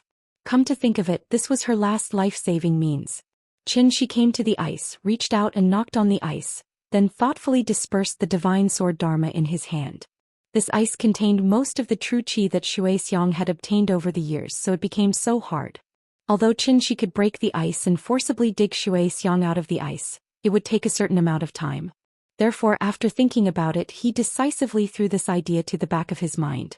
In fact, Xianxia was not the kind of devil who would kill everyone once he made a move. The reason why he attacked Shui Xiang was mainly because he wanted the three of them to stay on Earth temporarily and use this to buy himself some time. Last time, in order to help Yingying find the silver immortal soul, Xianxia directly killed the clan elder and Chongli. However, he did not silence them, so the entire village knew of his existence. Fortunately, Wu Lian had already recruited most of the villagers, so as long as Wu Lian issued a gag order, there shouldn't be any more problems. In addition, based on the previously known clues, it was obvious that the divine gate was not something that could be opened at will. Once he cut off all the clues, even if the gate of heaven opened again, what could he do? Could it be that he really had to find this murderer in this vast sea of people? Was that even possible? Xianxia calculated carefully. It wasn't because he realized that there might be a holy land of immortal cultivation that was comparable to the heavenly spiral continent behind the heavenly gates that he was afraid of. It was because he didn't want to cause trouble. Just like what he usually said when he taught Yin Yin. We don't cause trouble, but we're not afraid of trouble. Right now, he simply wanted to give his wife and children a stable and happy family. This was the only thing he wanted to pursue for the rest of his life. Thinking of this, Xianxia took out the satellite phone that Wu Lian gave him during the last mission, and then called his sister-in-law. Qin Shui seemed to have reported what happened here to the headquarters. Therefore, when Qin Xueqing received Xianxia's call, she directly asked, "Do you need backup?" "No, it's more or less settled." Xianxia told his sister-in-law his thoughts as he slowly walked around the ice block. Zhou Xian had already sealed herself in ice. If there was no external help, she probably wouldn't be able to wake up for 3 to 5 years. The three of them worked together. Now that something had happened to Zhou Xian, the other two must have received the news. Since that was the case, then let's wait for the rabbit to appear. After a few simple words with his sister-in-law, Xianxia hung up the phone. Immediately after, a faint smile appeared at the corner of his mouth. Xianxia sat cross-legged next to the ice block and silently cultivated. After a while, a green light swept over from the distant horizon. The man in green was called Qingwan, so the one in white was obviously Bai Hong. Qingwan was the first to return to the location of the strong light. Xianxia noticed his arrival, so he raised his head to look at the situation.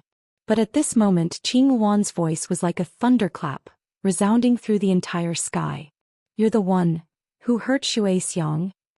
His voice was very low, and there was a hint of anger that seemed to be on the verge of being unable to suppress. Xianxia raised his head slightly.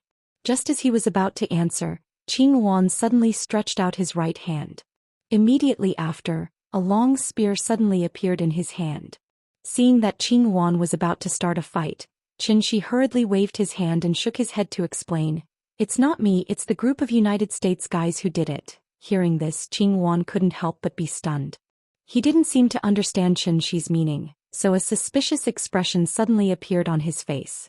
Seeing this, Xianxia immediately struck while the iron was hot and explained, "The group of United States guys threw a nuclear bomb. This girl couldn't withstand it, so she turned herself into ice. Here it's this." After that, Xianxia reached out and pointed at the huge ice block next to him. Qingwan didn't speak. The expression on his face was a little uncertain, as if he couldn't figure out whether what Xianxia said was true or false. So, after thinking for a while, Qingwan flew down from the sky, and then carefully looked at the ice block in front of him. "Nuclear bomb, do you know about it? That's the most powerful weapon in the world. With a boom, it can erupt with a temperature higher than the sun. Then this girl became like this. Weapon? There is such a magic weapon in the lower realm. Why have I never heard of it?" Qingwan was completely frightened by Xianxia, so he held the long spear in his hand and carefully observed the fluctuation of spirit nearby. Seeing this, Xianxia smiled without saying anything. He was not teasing Qingwan because he was bored, but because he wanted to use this opportunity to understand whether the connection between the three of them was close, and use this opportunity to find out if there was also a supreme magic weapon in the Heavenly Gate that could go back in time and explore the past like in the Heavenly Jade world. Judging from Qingwan's reaction, the result was obvious. The connection between them was actually only to the extent of whether the other party was in danger. From this point of view, these ancient cultivators were even worse than soldiers on the modern battlefield. There was no spirit fluctuation on Xianxia's body, so Qingwan didn't take him seriously at all. Instead, he looked at all suspicious things around him. However, just as Xianxia was about to repeat the same trick and take down Qingwan in one fell swoop, a white sword light with shocking power fell from the sky and slashed directly at the position where Xianxia was. Seeing this, Xianxia didn't panic at all. He grasped in the air and raised his hand. A green sword light went against the sky and collided fiercely with the white sword light in midair. The surging vital essence suddenly collided in midair, and the invisible shock wave even caused the ice below to separate and collapse on the spot. In an instant, the sword chi on the endless ice surface was crisscrossed, and ice chips shot in all directions, like a sudden polar ice storm. Xianxia held the divine sword Dharma idol in his hand, looked up at the white figure in the air and couldn't help but smile slightly. Chapter 290. His white robe fluttered as he floated over. Before the person arrived, the sword had arrived. Just like what Gulong described in the first sentence of The Sword of the Third Young Master. The sword aura spanned 30,000 miles and the light of the sword chilled 19 provinces. Bai Hong was indeed as his name suggested. The moment he appeared, he was like a white rainbow, instantly taking away all the colors between heaven and earth, so that the entire world seemed to be left with only that white figure. However, when Bai Hong saw Xianxia casually receive his sword strike, he didn't attack again. Instead, he suddenly lowered his head, saying to Qingwan, who still didn't understand the situation, "From when we left until now, it has only been the time of a cup of tea. The Divine Gate is here," but Zhou Xian did not directly return to the Divine Gate. Instead, she chose to freeze herself here. "Qingwan, what do you think? Why did she do that?" Hearing this, Qing Wan could not help but be stunned. After thinking for a while, he frowned and asked, "Why?" "Because she did not even have the chance to escape." Bai Hong slowly floated to Qing Wan's side. The two stood side by side and then both of them looked at Xianxia. Looking carefully, one could see that Qing Wan's eyes were full of suspicion and vigilance, while Bai Hong's eyes were full of surprise. "I did not expect that there would be such an expert in the lower realm. Chongli, I'm afraid you have already killed him?" "Chongli." Hearing this, Xianxia raised his eyebrows and said with a smile, "Quite a poetic name, but I feel that this name does not seem to match his appearance." This seemingly nonsensical answer was actually an indirect admission of the matter. Chongli had already died under his sword. He was the divine general that the elders had invited using the spirit binding formation. It had to be said that Chongli was very unlucky. At that time, Xianxia had not recovered from his injuries and needed to burn his blood essence to fight with him. But the consequence of burning his blood essence was he did not control his strength, so Chongli ended up without a corpse.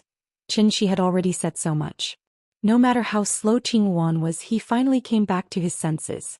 If Bai Hong had not arrived in time, he was afraid that he would have been fooled by Xianxia. Therefore, after being stunned for a moment, Qing Wan instantly roared at Xianxia in anger. Just look at how angry he was. He looked like an enraged beast. He saw. Qing Wan stepped forward fiercely, the long spear in his hand drew a starlight in the air. Then like a meteor he shot straight to Xianxia. After this spear thrust, the long spear burst out a huge burst of qi. Like a high-speed rotating drill, the spiral qi energy blasted towards Xianxia while also sucking in the nearby air, so that there was a temporary vacuum between the two. It could be said. Of course, the divine general rushed towards Xianxia with a great momentum. The qi that overflowed in the process of its advance plowed a huge gully in the thick ice surface. The spear was 13 feet long, the spearhead was slender like a reed leaf, the shaft was like wood but not wood. The entire body was indigo and carved with dragon patterns. The name of this spear was Starlight. Bai Hong, who was at the side, did not stay idle as the long spear struck. The moment Qing Wan pounced, Bai Hong wielded his long sword and started to dance in the air. Strangely, every time he swung his sword, the long sword would leave a white mark in the air. In the blink of an eye, the air around Bai Hong was like glass with countless scratches. Go! After a total of 108 strokes, Bai Hong suddenly turned the tip of his sword and pointed it directly at Xianxia. Then these scratches seemed to have received some kind of response and suddenly shot towards Xianxia. A long spear as fast as a dragon, 100 long swords as swift as rain. Facing the two aggressive attacks, Xianxia's lips suddenly curled into a smile. Then under Bai Hong's slightly surprised gaze, the divine sword Dharma in Xianxia's hand suddenly turned into spots of starlight and drifted away. This is giving up on resisting? Even with Bai Hong's intelligence, after seeing Xianxia's strange behavior, he could not react in time. Everything happened in the blink of an eye. The long spear came crashing down. But just as the long spear was about to pierce Xianxia's figure suddenly disappeared from Qing Wan's eyes. Impossible. Qing Wan's eyelids twitched and he immediately wanted to withdraw his long spear. But this spear was used with all his strength, how could it be so easy to withdraw? Qing Wan was like a bull that lost control, and instantly rushed to the position where Xianxia was just at. But then the scene in front of him completely changed. He was clearly still on the ice surface condensed by Zhou Xian, but in the blink of an eye, how did he come to a sea of fire? Qing Wan held the long spear in his hand and looked around. It was all a sea of magma. The high temperature constantly evaporated the moisture in the air. After Qing Wan held the long spear and looked around, he suddenly found that there was not even a bit of spiritual energy in this place. What exactly is this place? Qing Wan was a little surprised, but at this moment the magma below suddenly boiled. Then a fire qilin suddenly jumped out of the magma, then stomped on the ground with its back foot and bent its front foot slightly and fiercely roared at Qing Wan. Roar! If Nian was here, she would probably tilt her head and murmur in confusion, "Papa, this big cat looks like a big cat." While Qing Wan was in trouble, Bai Hong was also in a bad situation. Because he did not move randomly, Bai Hong did not directly fall into the array set up by Xianxia in advance like Qing Wan. But it was precisely because he did not fall into the array that Bai Hong now needed to face Xianxia directly. And when he really faced Xianxia, Bai Hong finally understood what was called pressure. Just by standing there, this mysterious man made him feel an enormous pressure that was as heavy as a mountain and as deep as an abyss. Could it be Ming Yao's 4 sons were destined to die under this person's sword today? Bai Hong held the long sword in his hand, his hair and beard were all standing up and he was ready for battle. But while he was on guard, Xianxia suddenly laughed. "Wait a minute, there are mosquitoes." After that, Xianxia pointed his sword to the sky. A green sword light suddenly burst out, instantly rushed into the clouds, and then directly hit the United States reconnaissance plane that had been hovering in the cumulonimbus layer. Boom! Hearing the sudden explosion in the sky, Bai Hong's eyes flashed with a hint of hesitation. But after hesitating for a while, he still held the long sword in front of his chest, and then said to Xianxia seriously, "My name is Bai Hong and my sword name is Flowing Cloud. Please enlighten me." After his voice fell, Bai Hong's entire aura changed. If Bai Hong was more like a noble son who walked out of a painting just now, then now he was completely an unsheathed sword, exuding a sharp sword intent all over his body. Where the Tao exists, even if there are thousands of people, I will go forward. Chapter 291. I have a sword that can cut through people's hearts and ghosts. I have a heart that laughs on the road to immortality. The so-called swordsman did not cultivate the sword but the heart. Since he held a 3-foot sword, he should be as upright as a sword, as unbreakable as a sword, as sharp as a sword. Only the sword, only the heart, only the self. Therefore, when Bai Hong held the flowing cloud sword and calmly reported his name to Xianxia, his entire temperament changed completely, like a sharp sword out of its scabbard. Shiny, clear and sharp. Invisible sword intent gushed out from Bai Hong's body, like a tornado that suddenly rose, expanding outwards with his position as the center. In an instant, small scratches appeared on the surface of the ice, as if someone had used a knife to scrape the surface of the ice. Seeing this, Xianxia could not help but smile. From Bai Hong's performance just now, he had indeed touched the true essence of the sword. But unfortunately, Bai Hong had only reached the level of intent and had not really stepped into the level of heart. If one had to use simple words to summarize, it would be, "Benefactor, you're thinking too much." The sword was just a weapon. As long as there was a sword in the heart, even if there was only a branch or a leaf in the hand, why couldn't it be a sword? When a swordsman no longer stopped at the surface, even if there was nothing in the hand, as long as the palm was straight, the palm could be a sword. The sword was not just a weapon. Of course, this kind of pure concept had nothing to do with cultivation, and could only be used to see if a person had the talent to learn the sword. Confucius said, "Those who are born with knowledge are superior, those who learn to know are inferior." Xianxia had seen a real genius in the way of the sword. He learned the sword at the age of 5, and had already understood the swordless realm at the age of no doubts. In comparison, Xianxia, who took 500 years to understand the heart sword, was obviously not a peerless genius. Xianxia did not seem to take Bai Hong seriously at all. When the term sword cultivator appeared in his mind, his thoughts couldn't help but drift further and further away. He even stood there in a daze. Bai Hong saw that Xianxia did not respond, so she once again performed a sword salute, and then said with a solemn expression, "Please enlighten me." Towards this mysterious man who had defeated Chong Li and Shui Xiang one after another, Bai Hong clearly had to be 120% alert. The word Mr. clearly expressed his feelings at this moment. In this battle, he couldn't escape and he couldn't. The only way was to fight. Bai Hong's fighting spirit was overflowing, and the surging sword intent was like a basin of cold water suddenly poured on Xianxia's head, making Xianxia suddenly come back to his senses. "I'm sorry, I got distracted. I don't dare to teach you anything. You can use your sword. I want to see your moves first. Maybe I can get some inspiration from it." Xianxia smiled apologetically at Bai Hong. His tone was very casual, as if he was chatting with a friend. Hearing this, Bai Hong's expression was very serious. After bowing to Xianxia again, Bai Hong pulled out a sword flower and shouted loudly, "If that's the case, then I'll offend you." As the voice fell, Bai Hong's figure suddenly flew into the air. As Bai Hong pointed the long sword in his hand, the long sword suddenly burst out in extremely dazzling light. Immediately after, a huge shadow of a divine sword faintly appeared around Bai Hong, and he himself was in the position of the sword hilt.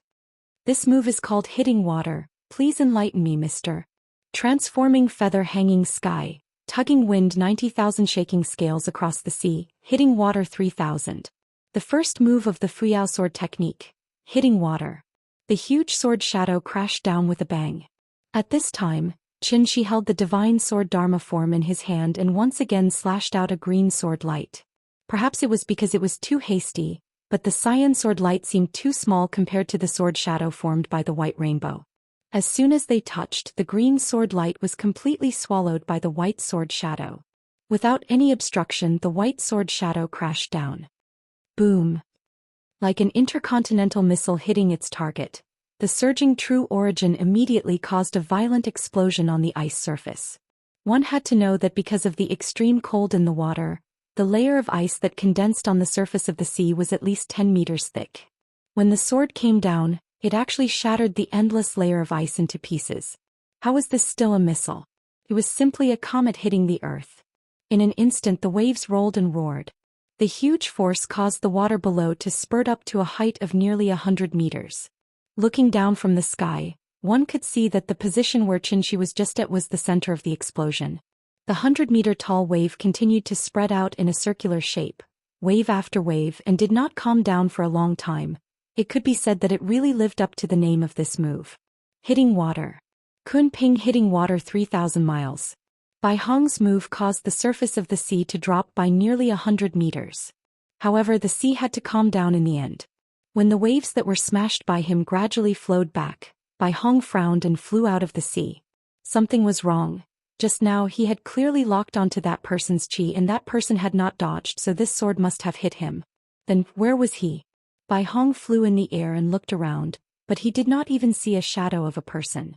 Could it be that that person was just a facade and under his full-strength attack he was turned into powder on the spot and even his corpse could not be found? How could it be? Bai Hong frowned and looked around, but he did not detect any signs of spirit chi fluctuations. But at this moment, a crisp sound of palms came from not far behind him. Paw paw paw. Very good, accumulating strength and attacking with full strength, it is indeed worthy of my reference. But there is also a flaw, and that is that this move is actually not suitable as the first move of this sword technique, especially when the opponent's strength is on par with yours or even slightly stronger than yours. This flaw will become particularly prominent. I don't know if you have heard of this saying. The fist is 30%, the leg is 70%. The fist is 30% of the strength and the sword is agile, so naturally it is the same, so this move can only be used later, and is not suitable to be used at the beginning of the fight. Also, let me say one more thing. Such a wide open move is obviously more suitable for your spear user friend. Am I right? Bai Hong looked back, only to see Xianxia appear behind him and scathed. Looking at his relaxed and calm face, Bai Hong felt the pressure in his heart increase, and he almost had a feeling of suffocation. This person, is he a human or a ghost? What realm is he in? Why does he give me a completely unfathomable feeling? How is this possible? Bai Hong's expression was a little uncertain. At this moment, Xianxia suddenly smiled and said, "Oh right, that friend of yours who turned into ice was accidentally sent flying by you. Do you want me to bring you to look for him?" Hearing Xianxia's slightly joking words, Bai Hong felt even more pressure in his heart. But at this moment he seemed to have thought of something and could not help but mumble softly, "Friend?" Following closely, Bai Hong seemed to have finally understood something and fiercely withdrew his long sword, then said to Xianxia with a serious face, "So I have been under your control from the beginning to the end. Sir, you are indeed very capable." Chapter 292. I've learned my lesson. After saying that, Bai Hong acted out of character, and the corner of his mouth couldn't help but curl up into a faint smile. This kind of calm and relaxed performance was a world of difference from the solemnity he showed before. Then Bai Hong slowly withdrew his long sword under Xianxia's gaze, and then sat cross-legged in the air calmly. Looking at that posture, it seemed that he didn't want to fight anymore. Seeing this, the smile on Xianxia's face couldn't help but shrink a little. After seriously sizing up Bai Hong, Xianxia could only praise from the bottom of his heart, "You're indeed very smart, at least much smarter than your three companions. Sir, you flatter me." Bai Hong smiled slightly, looking like he had a card up his sleeve. It seemed that he had completely seen through Xianxia's little trick. In fact, from the time when Shuixiang froze itself to the time when Bai Hong and Qing Wan arrived, Xianxia was not idle at all. using the ice that froze Xianxia as the formation door, and using the gate of heaven that constantly devoured the surrounding spirit energy as the formation core. Xianxia cleverly used the materials on the spot, so he quickly set up a large-scale formation that seized the fortune of heaven and earth. Mind Confusion Array. Due to the limited conditions, this formation was mainly focused on trapping and disturbing. It did not have any offensive ability, and it could only be effective on enemies whose cultivation level was lower than the one who set up the formation. Looking at the current situation, this formation did indeed allow Xianxia to achieve his goal. But it was a pity, however, Bai Hong was much more intelligent than he had imagined. Just by the word friend, that Xianxia casually mentioned, Bai Hong was actually very sensitive to the fact that he might have fallen into Xianxia's trap. If he didn't break the formation, then Bai Hong would not be able to hurt Xianxia at all, even if he exhausted all his strength. Because everything he saw now was an illusion. The reason why Xianxia had been using words to pressure Bai Hong was purely because he wanted to use them to break down Bai Hong's psychological barrier, so that Bai Hong would fall deeper and deeper, treating the illusion as real and wasting her true essence in the array formation for nothing. Once their Zhen Yuan was exhausted, Xianxia would be able to effortlessly take down the three of them in one fell swoop. Unfortunately, Bai Hong was not a reckless person like Qing Wan. The feeling of being trapped in an illusion array was actually not much different from a dream. No matter how bizarre the dream was, the dreamer would not easily realize that they were just dreaming. Just like how Bai Hong didn't think about why Qing Wan disappeared from her side just now.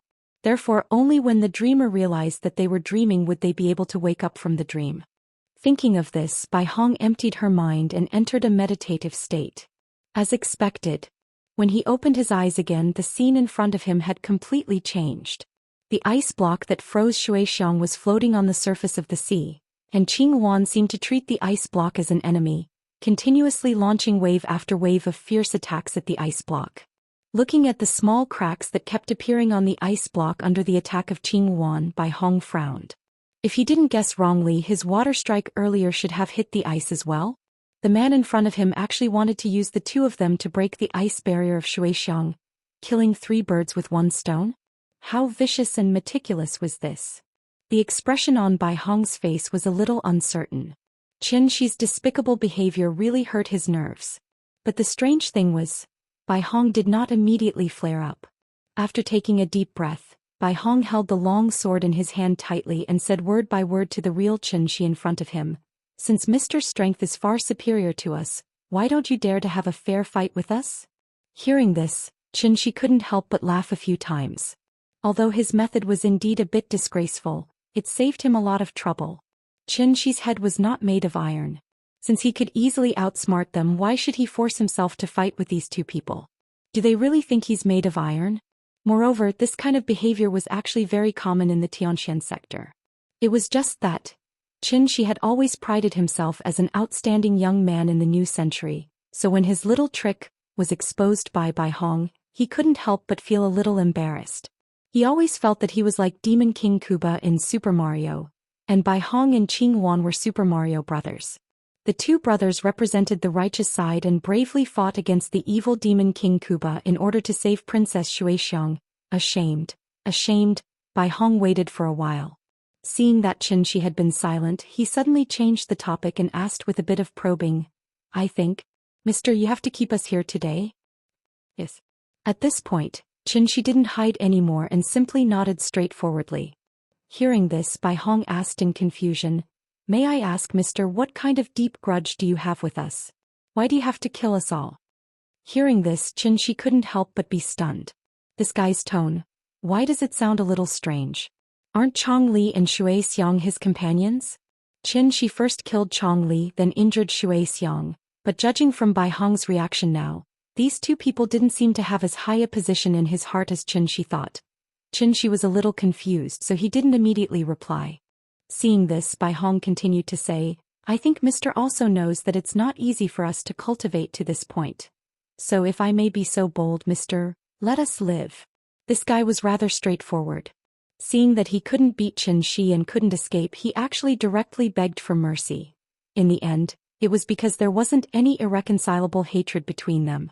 From the moment he escaped from the formation, Bai Hong realized that he was no match for this mysterious man in front of him. Knowing that he couldn't win but still fighting with his life, this was definitely not a decision that a smart person would make. After all, death was the end of all troubles. Only by living would there be hope for the future. For an immortal cultivator like Bai Hong, who was more rational than emotional, this was indeed a very simple choice. This time it was Xianxi's turn to have a headache. After all, he wasn't some cold-blooded demon king. Since Bai Hong had lowered his head and admitted defeat, then, should he kill him or not? Xianxia seriously considered this question. Perhaps it was because he had been in normal society for a long time. The current Xianxia was obviously more humane than when he was in Heavenly Spiral. But there was an old saying, letting the tiger return to the mountain would cause endless trouble in the future. Therefore, after some serious consideration, Xianxia came up with a compromise. How about this? If you can take one move from me, then I promise to let you live. How about it? As soon as he said this, Bai Hong couldn't help but smile. He hurriedly replied, if that's the case, please enlighten me, mister. It was the same as before. However, Bai Hong clearly didn't understand what Xianxia meant by one move.